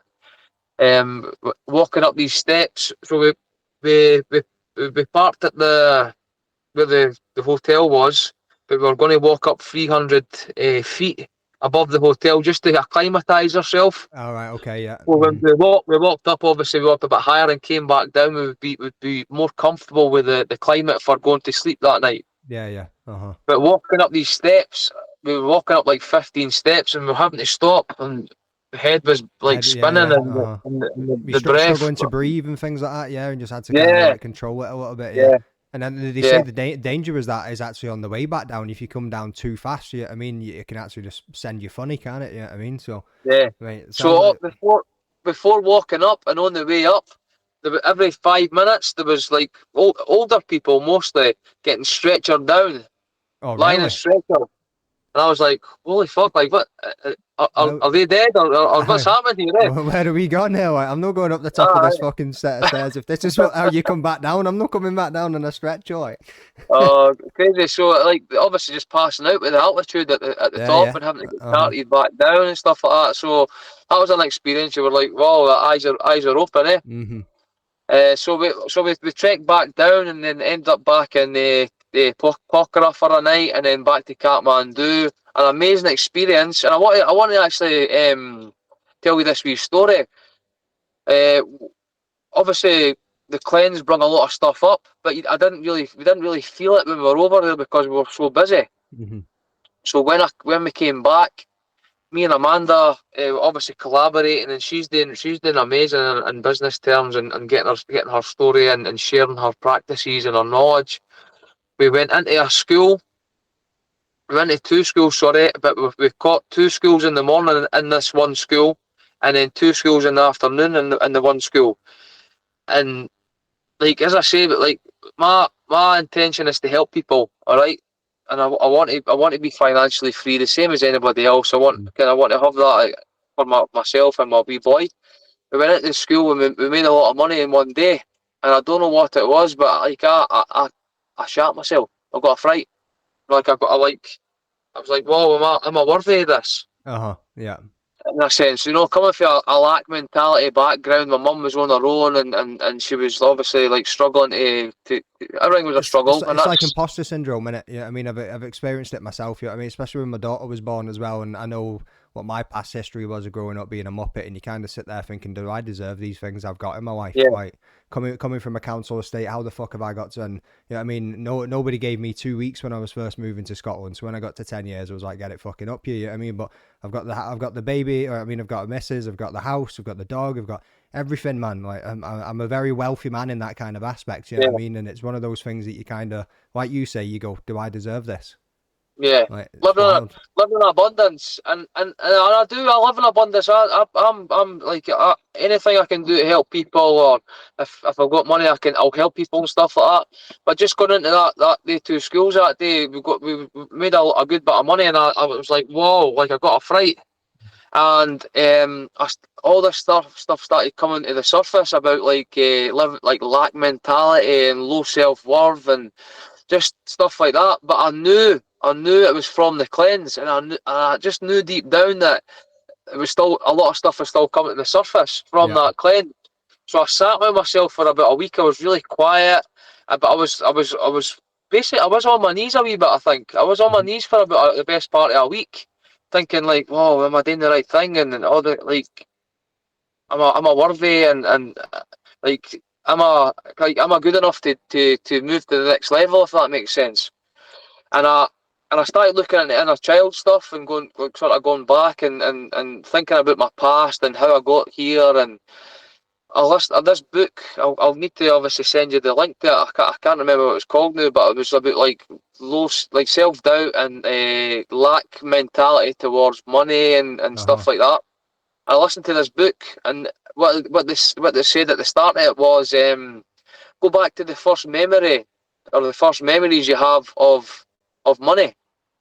And I went back and I had a couple of memories, obviously, but it was when I was younger. My mum was obviously struggling, as I said before, and I got a good present for my birthday. I got a good present for my Christmas. I had to wait, like most people back then, Yeah. and so I would just go back to a bike. I got this bike, and just at that sort of same time, my mum met my stepdad, who had 4 kids to a previous relationship, and he was struggling also. And when I was getting the good presents, right, I spoke to my mum about this, my mum, and I said to my mum, see, when I was getting the good present for my birthday or my Christmas, I says, where did I pick it up about? And she says, what do you mean? I says, like, where did I get it? Did I get the present? Did I wake up in the house with my step brothers and sisters? Or did I get it in my gran's where we stood before my mum met my stepdad? And she says, you picked it up for your gran's. I says, right, so what was the chapter about that? She says, obviously your gran helped me out with the bike. That's what Yeah. I had to sort of say. I had to kind of sort of say this to my step brothers and sisters or my stepdad if they asked, because I was getting a brand new bike and they sort of weren't. Yeah. Yeah. So that became a bit of a secret. It was a sort of Mm-hmm. secret around about getting that nice gift. It Yeah. was a Yeah. Yeah. secret, yeah. Uh-huh. And at the same time, when I was on this bike with my stepbrothers and sisters, there was wee digs here and there, and a bit of resentment. Mm-hmm. So I felt a bit like when I was with them, like, should I have this bike? Am I worthy of this bike? And I Yeah. never thought about that at the time, obviously, but it was just like I used to feel a bit uneasy. Mm-hmm. Obviously, and then there was this secret you need to just say, like, obviously your grand's helping me out with the money towards his bike, so Yeah. it was a secret, and then I felt unworthy. Mm-hmm. So I went back to that time, and when obviously going and doing this job with Amanda and making a good bit of money, I felt unworthy. I felt that same unworthy, that same sort of feeling, Mm-hmm. like low self worth, and am I good enough to be doing this? And had it been a while since you'd felt that as well? Was it quite a shock to you, a bit of nostalgia that came up out of nowhere, and it was just like, mate, Yeah, what the fuck? Yeah. Mm-hmm. yeah, 100%. So obviously the last time I really felt that was like back then on that bike. Yeah. That's wild, man. Um, So, like, just doing that in a work stuff, but I do believe it came for the cleanse, and it's all come to the surface from the cleanse, and I've got over it. I sat with myself, I meditated, and Yeah. self-talk, and I've got myself to a better place, and I'm ready to sort of like hit that next level. If that makes sense. Yeah. And I Keep thought pushing. the way I speak to it is like in a computer game, when you get to the end of that level. I'm not big on computers or computer games, but to relate to people, you get to the end of the level, you need to fight, or you need to pass, you need to do something. Like it's obviously it's a challenge to pass Boss that. fight or something. Yeah, I mean, like, yeah, Yeah, something always to comes get to along. that next level. Uh-huh. And I think that's what I had to do. I had to do a bit of digging and the inner child work, Yeah. and start to obviously really like believe in myself just that wee bit more. And from that, honestly, from doing that sort of inner work, things are starting to like blossom, and I'm reaching that next level. I've set up my first men's only retreat with my friend Barry Honeyman. So it'll be Primal Balance with Indigo Edge, creating Primal Edge men's only retreat, and we're going to be we're putting that out on the 16th of September. Right, If anybody wants to fantastic. join, Yeah, I'll keep my it'll eye be a on that, full. and I'll help you promote it a little bit where I can.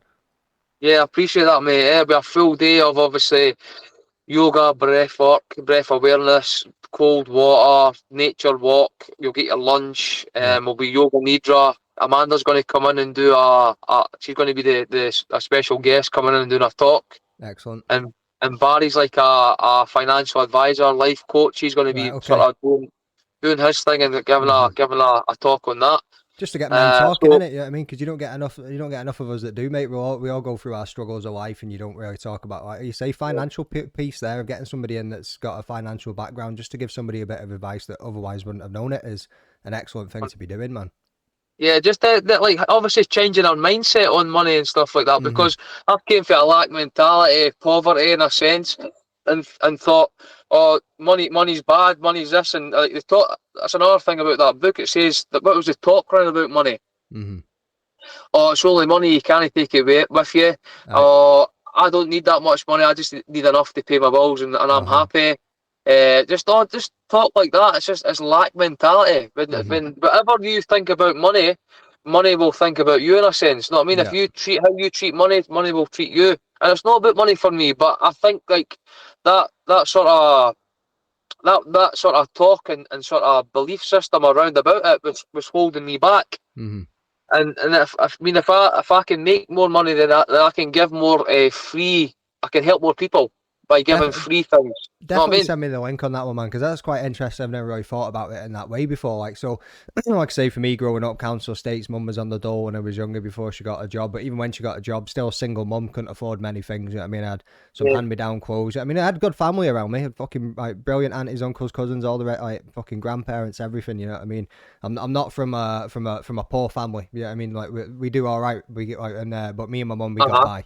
You know what I mean? So my mindset towards money all the way through my life is I don't need it. You know what I mean? I've been at the bottom of the barrel. I've been there waiting on my dole money coming in and not having a fucking penny and not eating for 2 weeks and you know what I mean, literally just drinking water and just trying to survive. I've been down there. I know what it's like and to where I am now. Well, that's probably where the imposter syndrome came of, well, I've got this money. I don't want for anything anymore. You know what I mean? I can just, if I want something, I can go and get it. You know what I mean? But my mindset towards money is and what is the way I look at it. I don't care about it, mate. I've got no interest in it at all. Like, and it probably stumps me in career aspirations and things as well, because more money, and if you do go and do it, I don't care.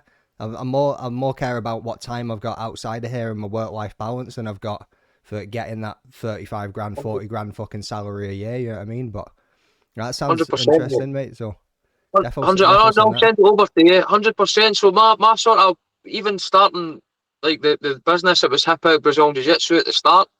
For me, starting that, I could have been on the roads. I used to work on the tarmac, doing the tarmacking. I could have been a gaffer of the squad if I wanted to. The option was there for my mate because obviously my level headedness and stuff like that. But I didn't want that. I wanted a better lifestyle. Yeah, I wanted to have a better lifestyle and a better balance towards work life. And I just think it's not the biggest incentive for me. I want to help people, but I think I need to put just a wee bit more energy into actually generating a bit more money. If that makes sense. Like you say, financial freedom, so you can actually have the time to do these things, is a massive part of it, isn't it? Exactly. That's what, and I just think that the cleanse in Nepal was the last wee bit of negative sort of mindset and belief systems that had to be ridded Yeah. from my life for me then to move on. And one of the things that stuck with me in this book, and I'll make sure I send it over to you, is you can be working as hard as you want and making good money, but if you're still living in a lack mentality, that sort of negative mindset towards it, it's never going to be sustainable. Mm-hmm. Know what I mean? Yeah. So it's about 100%. changing your mindset towards it, and I think that's it's what had to happen with me to actually to realise and sort of level up. And I mean, I've got a wee boy. I need to really I need to make money to actually sustain a better life for him. Yeah. And 100%. as I say, and like another thing too, obviously I wanted to chat about was moving into the camper van. I sold my house last year and I've No, moved you into a didn't. camper van. No way. I Yeah, didn't think you were. I thought you just bought one of those things and you're traveling and living no, life, mate. mate. How you That's finding so that? You feel free? Like, it must yeah, be some freeing yeah. Well, aspects to it, like. yeah. Well, I'm obviously it's half and half between here and Amanda's because I need to be in Stirling for my wee boy and a lot of Uh-huh. my business is through there. She stays in Uddingston and I'm actually sitting in the camper van now. Yeah. No, I could see Um, that, but I thought, oh, maybe he's yeah, just gone outside and he's yeah. chilling in it. You know what I Sitting mean? But I'm sitting in the camper right now, mate. Aye, yeah, I it's mean, but great. I'm loving it. you can fucking take that thing anywhere. You can jump out at the side of a mountain somewhere. You know what I mean? And just like, fuck me, man. Like, it's incredible. 100%, mate. So it's like for me, it's like free. I want to be free. I Uh-huh. want freedom. Yeah. Yeah. I want to be financially free. I want to be physically free. I want to be mentally free. You know what I mean? Yeah. So Mm-hmm. so moving in, selling the house, moving to the camper van, a massive change in my life. Fucking That's Yogi Bear, man, out in the woods with his yeah, camper van. Like, yeah, I mean, 100 incredible. 100%, mate. 100%. So I just think freelancing my business, freeing Uh-huh. my mind, Yeah. freeing up my body with the movement, mobility, the breath work and stuff like that. Mm-hmm. Uh, and I had the unit. Remember, I had my unit. Primal Yeah. Balance was Yeah. in its space. I've now moved the part of Primal Balance, the calisthenics side, into the CrossFit Forth Valley. So check that out, guys. If he's want to just learn how to use your body to become strong and mobile and stuff like that. Mm-hmm. But I was just over I only opened the unit up the start of 2022, Yeah. but over that year, I soon realised that it wasn't for me. Mm-hmm. I'm a coach, I'm a helper. I'm not a gym owner. I didn't want to own the gym and run the You gym don't want and to get bogged down in clean, one location. You want to get out there and clean, spread it. clean the gym, mate. As I say, when I opened up, because obviously I moved from Kiwi, the village to the town, the sort of city. Loads of opportunities came my way and I was heavily distracted, but I'm glad because it let me see exactly what I could be doing. Yeah. Like I can tailor yoga and breathwork and the mobility for everybody. Mm-hmm. And the mindset that I'm creating within myself, I felt like the unit was holding me back Yeah. because the mindset that I'm creating, I can help addicts. I can help drug addicts, alcohol addicted people, all the way through to athletes with everything that's happening within Mm-hmm. me. I want to share that with as many people as possible, not Yeah. just jiu-jitsu practitioners. And that's not something everybody can do, man. Like you've got like a unique way about your personality and the unique way that you go about things as well. Like I say, you're very down to earth. Like you're a worker's man. You know what I mean, you're from working class background and all the rest of it, and people can find something that they can resonate with you, relate with you. You know what I mean? So Yeah, I'm not surprised that it's working for you, mate. You know what I mean? Like it's fucking incredible what you're doing. yeah. I feel like I'm in I've created a sort of state of flow within myself. Mm-hmm. So I just feel like I'm flowing. Nothing really gets me down as much anymore. I know I went through that wee phase when I came back from Nepal, but I don't get too overly ecstatically happy, or I don't get too sad. It's like I'm sort of on sort of stable mind, if that makes sense. Yeah, I mean, I can 100%. I can go back to the tar squad that I was in, and they're all drinking and snorting, and they're all Yeah. great guys. They're great, and I can just be there and be non-judgmental and try and help as much as possible. Mm-hmm. At the same time, I can be sitting with like millionaire business people, like high-end clients that I'm starting to attract now, Yeah. and flow and be with them. Know what I mean? So I feel like I'm in a state of flow, if that makes sense, and it's That's good. excellent, mate. Mm-hmm. I've no ego. I'm no judgment. I'm completely humbled, and I just feel like I can help You everybody. If that makes sense. investing in yourself, mate, which is like one of the most important things to do. Yeah, I mean, so how Yeah, for you to be able to go and do those things, selling your house, moving into the van, invest in yourself, your own time, your own mind frame, understanding who you are. Without all of those things, you wouldn't be able to go and do this. Yeah, I mean, like yeah, be able to go and help somebody else. How can you help somebody if you don't know who you are in the first place? Yeah, I mean, like exactly, mate. you They just say detaching from the material bullshit, like yeah, that nice car and that house and stuff like that.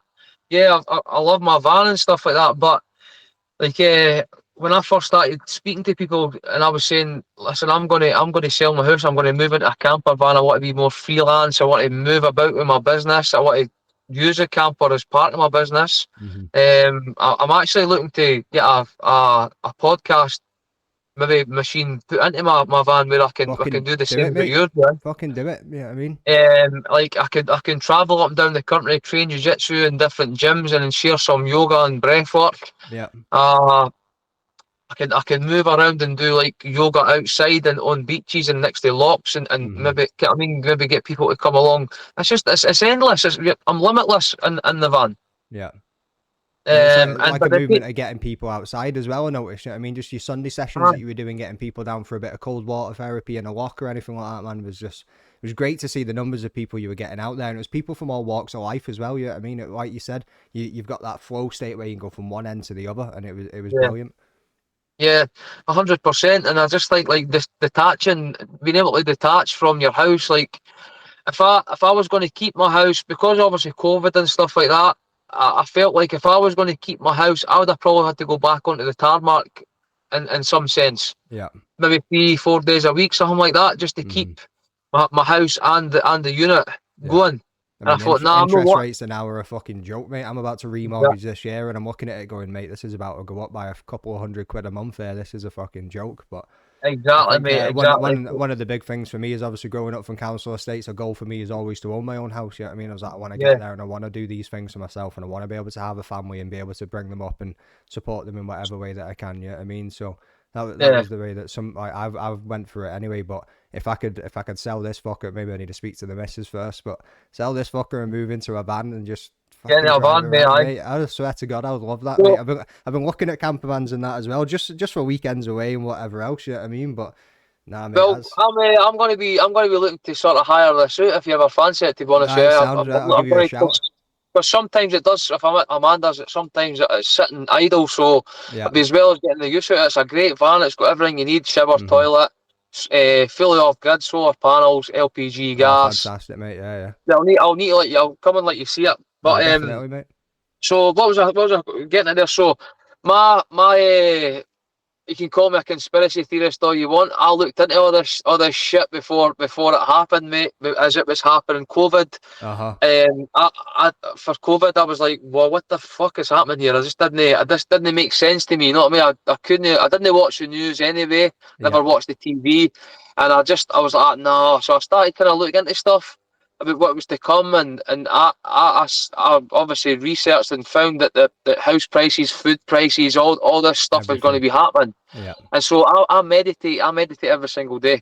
Mm-hmm. And see around about that time when I made the decision that I was meditating, someone was telling me to sell the house, and what it was at that time was to buy a bit of land and put a caravan on it, and then Yeah. through time build a house. Uh huh. But I went in a camper van holiday, and I was like, it was a smaller camper van than this, and I was like, no, Sam, I could live in this. I could Mm-hmm. actually live in this. Yeah. So when I was meditating and I was with my ex-partner at the time, and I said to her, I said, I want to sell the house and move into a van. If you want to come and date with me, she was like, no chance. You're mental. You're off your head. Uh huh. So I kind of put it to bed a wee bit, Yeah. and then at the start of last year, was it? I think it was the start of last year. Ryan Wernicke, I don't know if you know who that is. I think I heard him. I can't. My Not mate, say I've my met mate him. that my mate that I trained back and forth with for a number of years. He got diagnosed with a rare cancer in his back and in his Right. jaw, Okay. and he died at the start of last year. I'm sure it was the start of last year. Oh, And mate. see when that happened, mate. Honestly, like all the things that I was meditating on through COVID and stuff like that, wanting to move into a camper, it all just came right back to the surface. Yeah. And I was like, ah, fuck this, I'm doing this. You never know. Yeah, I mean, something like that give you Um, that look at life, won't it? Yeah, I mean, so but yeah, again, sorry to hear that, mate. Yeah, I mean, especially no, when it's with your no, close no. friends and things. But But that's what I'm saying. It takes for why does it take for something like that to happen for you to actually live the life that you want to live? yeah, You know what I mean?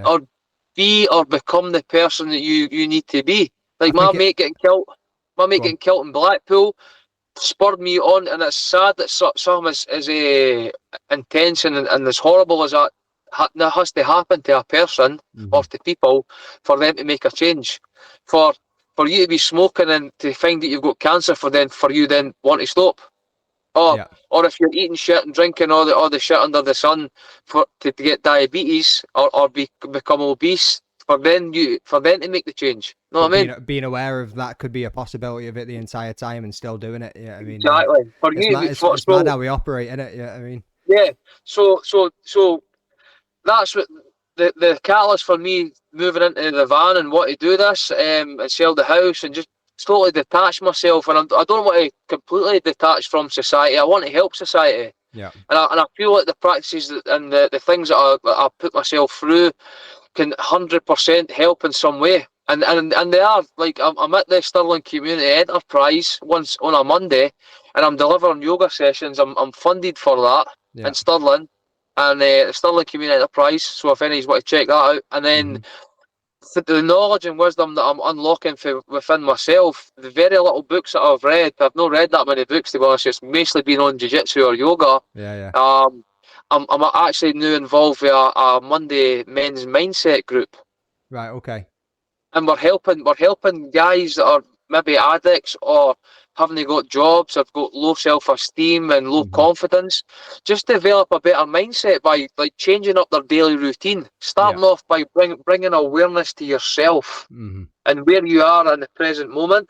And when you're honest and you become aware, then you can start to say, right, what do I need to change in my daily practice? What sort of things can I implement in my daily life that's going to have a positive impact on my future, if that makes sense. And it's accountability as well, and it's holding yourself to account to the things that you say you're going to do or the things that you want to do. Yeah, I mean that's one of the biggest things that go into it. Like, even where they say start off by the littlest thing of making your bed, and they say that even for depression, not just holding yourself accountable and trying to improve your mindset a little bit. Yeah, I mean, but just get up and make your bed every day. Get up and make sure you go for a walk every day. Just these little things that you can do just to improve that. 100%, mate, that's it. And I say to all my clients, like, challenge yourself every day. A mini challenge every single day. Yeah. If it's 10 push-ups, or if it's drinking 2 litres of water, or if it's going out a walk, or whatever it is, if you challenge yourself every single day, then when these big life challenges come along, because life will always throw these big challenges at you, Yeah. these big challenges will not seem as big anymore. You know what I mean? If you're challenging yourself, mini challenges, the big challenges that come along will not be as big. That's it, mate. That's it. So, right, we've gone over 2 hours now, mate. I think we will end up fucking talking for about 5 hours if we carried on. Oh, that's cool. So That's fine. let the people know where they can find you. Obviously, you said you want to do a little bit of breathwork thing as well. Let's Yeah. maybe jump in. If there's anything that you want to shout out, any programs that you're doing or anything, get it all out there right now, mate. Let the people hear it. Yeah, so Primal Balance for me, as I say, I was hip out Brazilian Jiu-jitsu and yoga. It was a bit of a mouthful. Obviously through meditation and the way I was going with things and stuff like that, something came along in my mind and tell me to change the name, just make it a bit more simpler. How am I feeling? I'm feeling more primal. And obviously the things that I practice between obviously yoga, calisthenics, jiu-jitsu, breathwork, meditation, it was bringing a good balance to my physical and my mental, my emotional, my spiritual. So all these things are all tied up and wrapped in what I'm doing. So primal balance was the sort of thing that the word primal and balance. I was always talking about balance. In every conversation, it was balance this, balance that. And I thought, how am I feeling right now? I said, I'm feeling really primal within myself. Mm-hmm. So primal balance was sort of born out of that. That's excellent, mate. And even going back to hip out Brazilian Jiu-jitsu, hip out, the name came across to me because Jiu-jitsu, it's a massive word in Jiu-jitsu, hipping out. Yeah. So when we're underneath, we're having to shrimp, we have to hip out. Yeah. If we're on top and we're trying to smash and pass the guard, we have to take the hips out of the game. We have to really smash the hips into the ground. Yeah. So taking the hips out or hipping out, hip out. So there's a load of different ways that works, isn't it, and mate? Yeah. So primal balance, obviously, it's a between these different disciplines. I want to develop it into a product now that I can take into the workplace, that I can take into schools, that I can take into gyms, and take the guys through a journey, give them an experience of strength, mindfulness, breath work, breath awareness, mobility, self-defense if they do want that. Know what I mean? Yeah. So I think developing into a product that can be online, that can be in person, it can be taken into all these different areas. That's the sort of thing that I'm looking at now is awareness for one.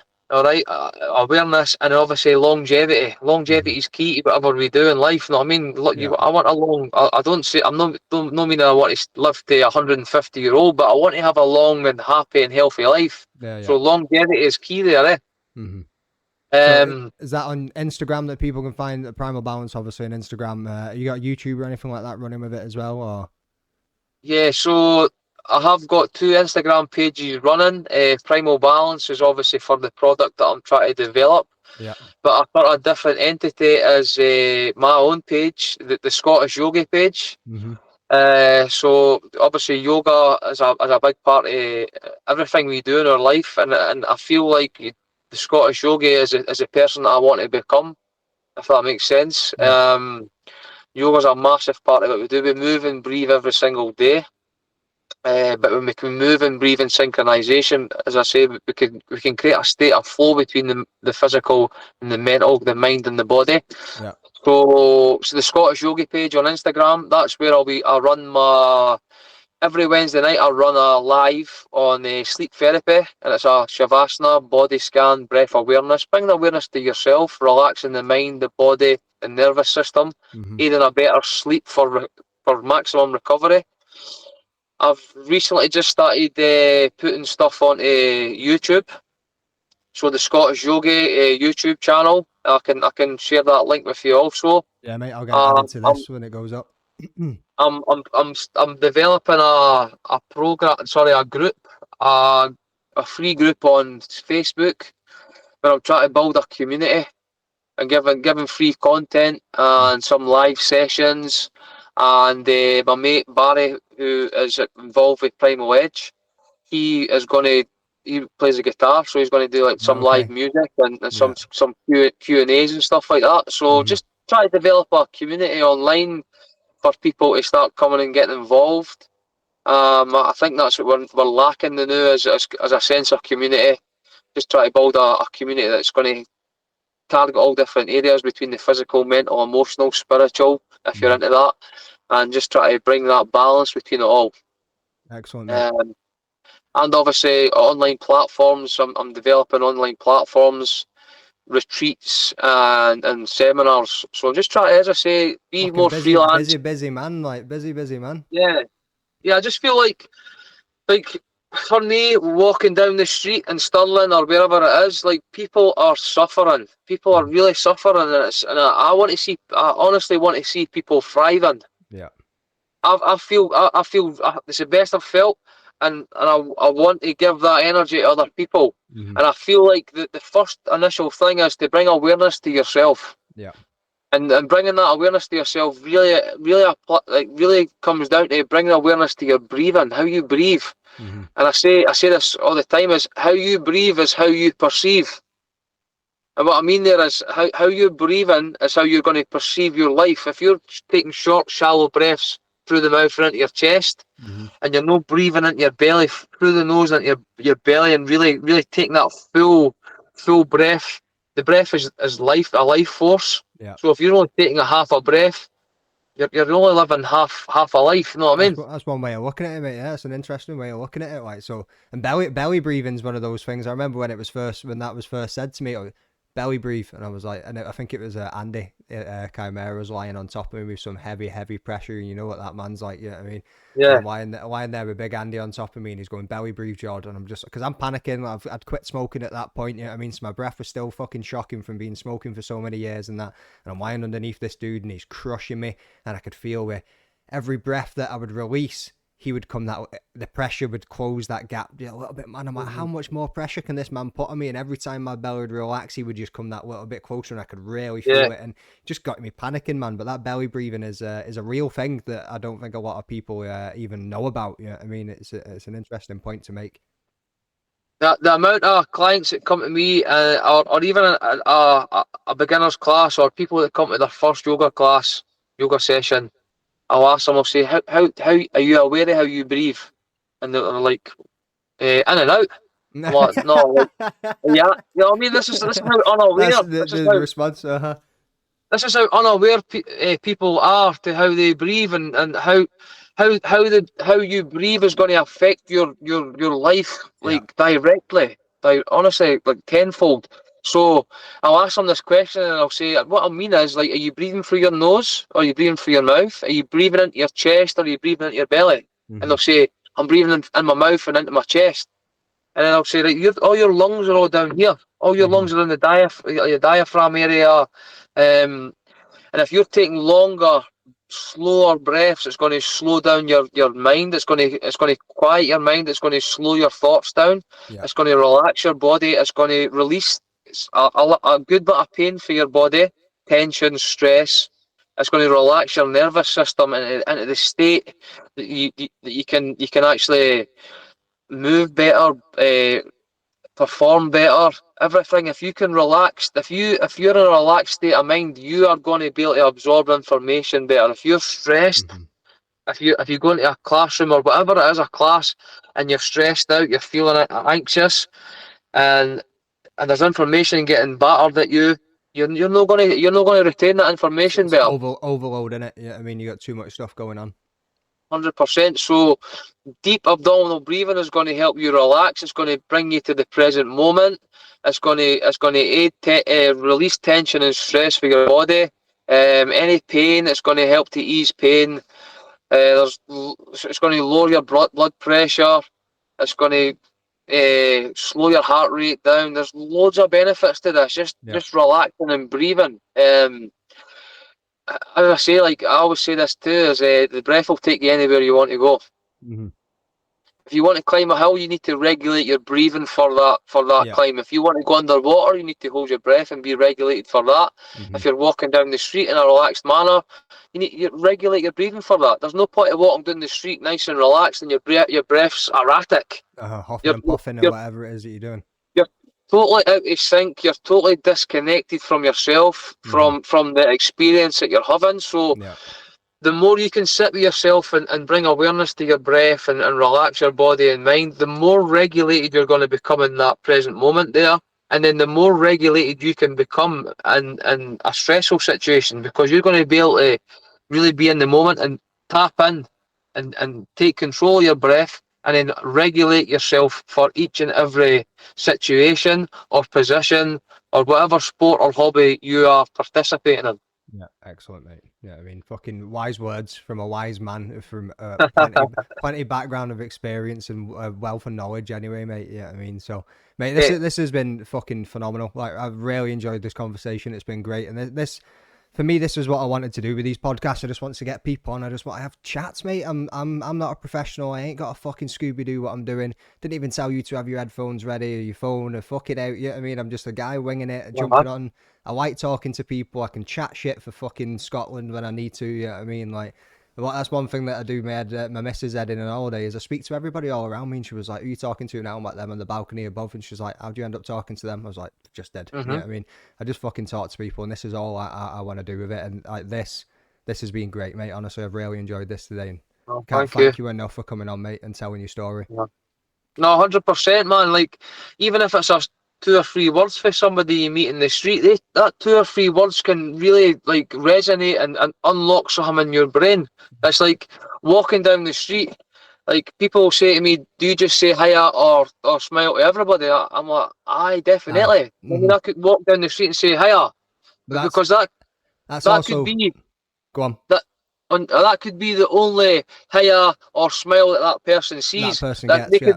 they could be really struggling, and you smile at them, and they think, "Oh, Ken, that was nice. That's kind of made their day." Aye. But if you speak to everybody you meet, then you're going to learn something from everybody you meet. Yeah, that's it, mate. So there was a moment, right? So when I first moved here, see in England, mate, if you're walking down the street, especially in the northwest where I come from, growing up, 90s and early 2000s, same as you, got into a lot of fights and a lot of trouble. You know what I mean? So you walk down the street, and if you even looked at someone, what the fuck are you looking at? My uncle had it the other week. He's 50, yeah, well 52 at this point, walking out of a shop with his granddaughter, and he's just kind of staring off into space. He was telling me this the other week, staring off into space as he's come walking out of the shop, and this lad's like, "Fuck you!" And this other boy's walking with his daughter as well. "Fuck you looking at me? What, you want to fight?" And he's like, "Just staring into space, mate." You know what I mean? But that's what it's like down there. You can't walk down the street without somebody kicking off on you because of the way you look, or if you're looking at them, or whatever it is. And what I found in Scotland is, as soon as I moved here, and people back at home, watch out with them jocks, mate. They're pretty fucking serious. They don't like the English and all this. You know what I mean? I've never had any kind of discrimination or nothing. I've had the you're English bastard is, you know what I mean, a bit of a crack. You know what I mean? A joke.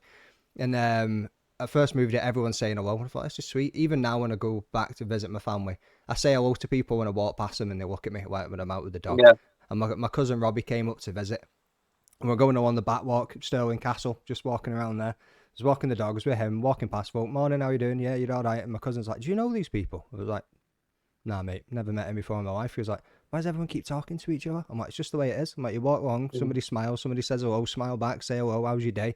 You have a little chat, or, you know what I mean, talk about whatever's going on around you in the town, the city, whatever. And you crack on with your day, and that's it. I'm like, it's just a completely different fucking way of life.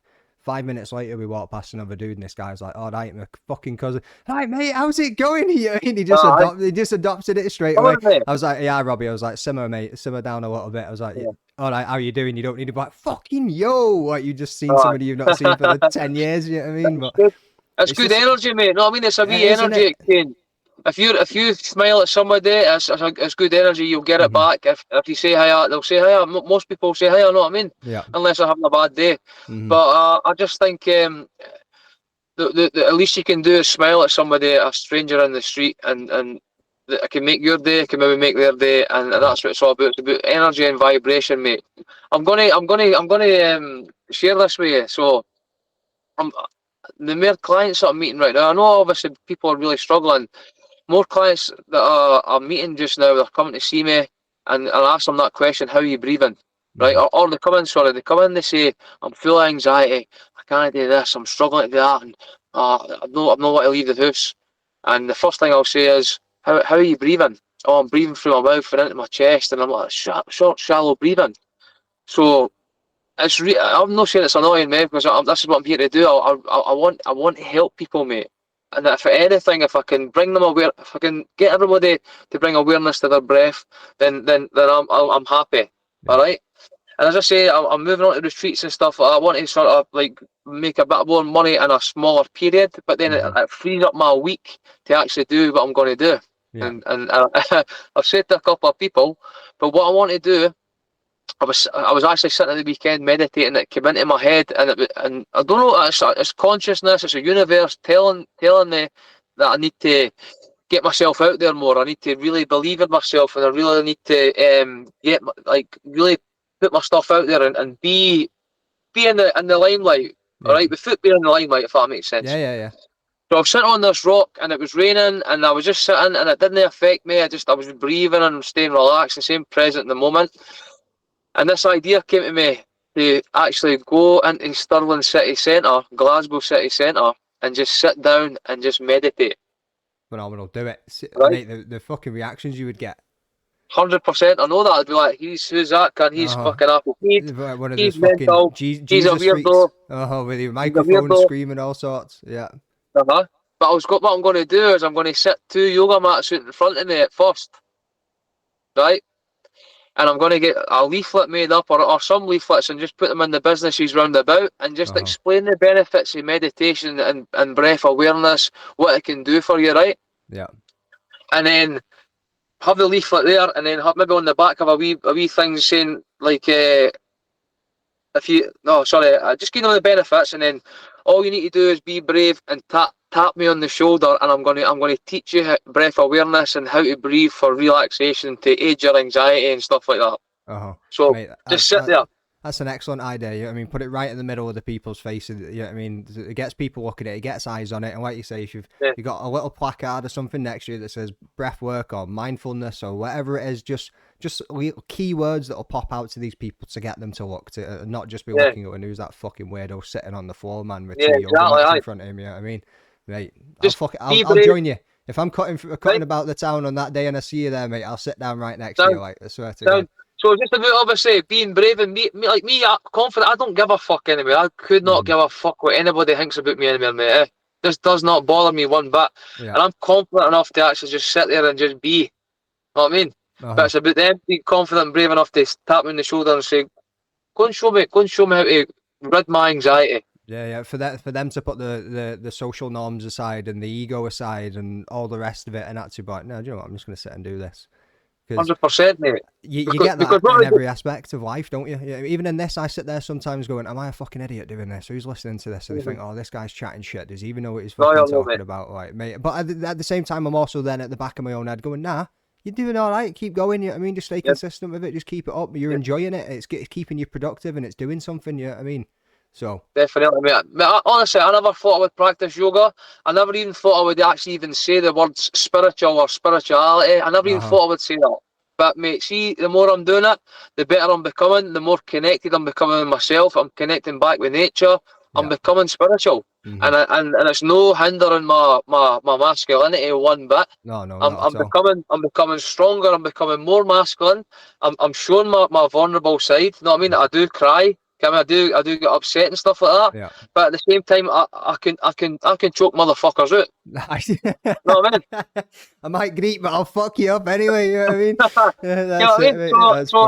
about being vulnerable. It's about showing your vulnerability, and it makes you stronger. But I'm just that's a wee idea that I've got, that just because we're always saying, oh, come to this lock or come to this hill, we'll do this and we'll do that, or come to this class. I'm going to take it right to the fucking town centre and just say, right, magnetise myself, let them come to me if they want to come to me, and I'll show them how to breathe.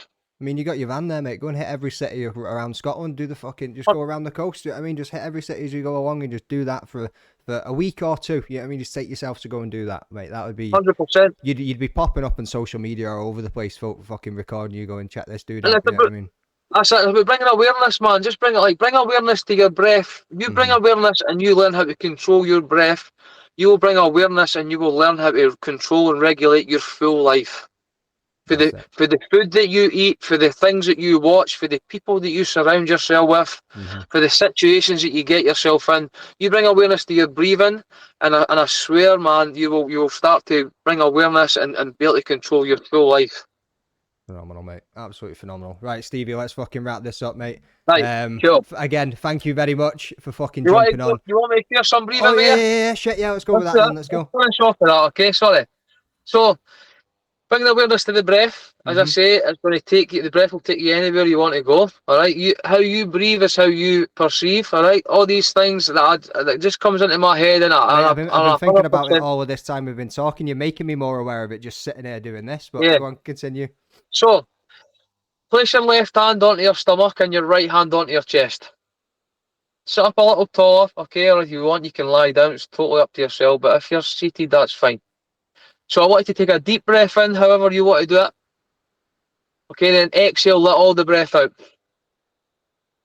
Then bring awareness to the belly. On the inhale, we're going to fill the belly. Exhale, allow the belly button to fall towards the spine. Inhale, abdomen rises. Exhale, abdomen falls. So imagine there's a balloon on the belly area. Inhale, fill that balloon. Exhale, empty the balloon. And keep that breath flowing in and flowing out. We're breathing through the nose so the mouth is closed.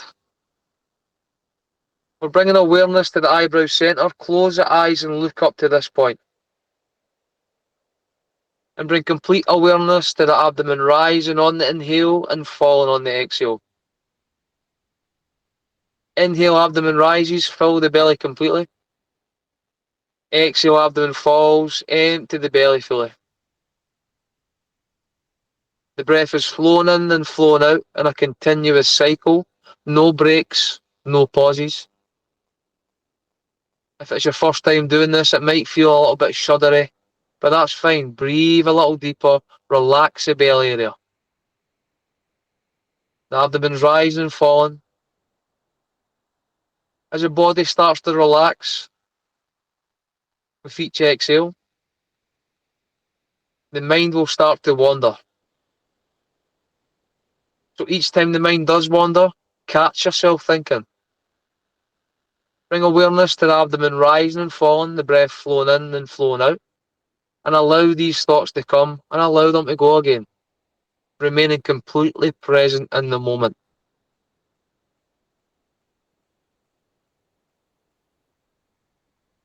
We're using full lung capacity. On the inhale, fill the lungs completely. On the exhale, empty the lungs fully.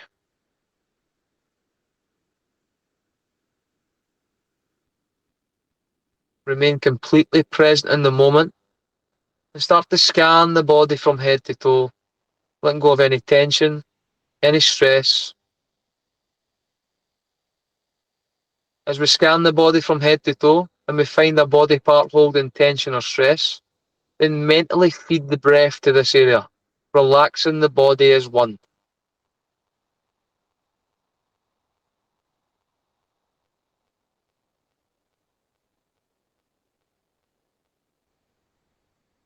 As the body relaxes a little further, the mind is free to escape, free to wander. Catch yourself thinking. Keep coming back to the breath, to the body, to the present moment, and allowing these thoughts to come and go. Let's take 5 more breaths. Inhale, the breath energizes the body. On the exhale, the breath lets go a little further tension, stress, any cares, any worries, all leaving the body and the mind with each exhale.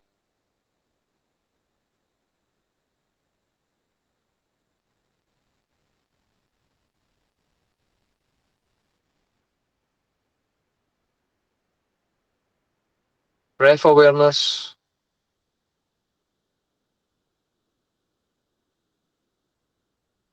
After the 5th breath, gently start to wiggle the fingers, wiggle the toes, and moving the arms and the legs, head side to side, wakening the body up. And then open the eyes when you're ready. We'll finish there. Good boy, mate. Fucking hell. It is, folks, like, if you started watching that, I think, fuck, I'm not sitting watching this. I genuinely feel more relaxed right now. I even fucking sitting there just focusing on my breath.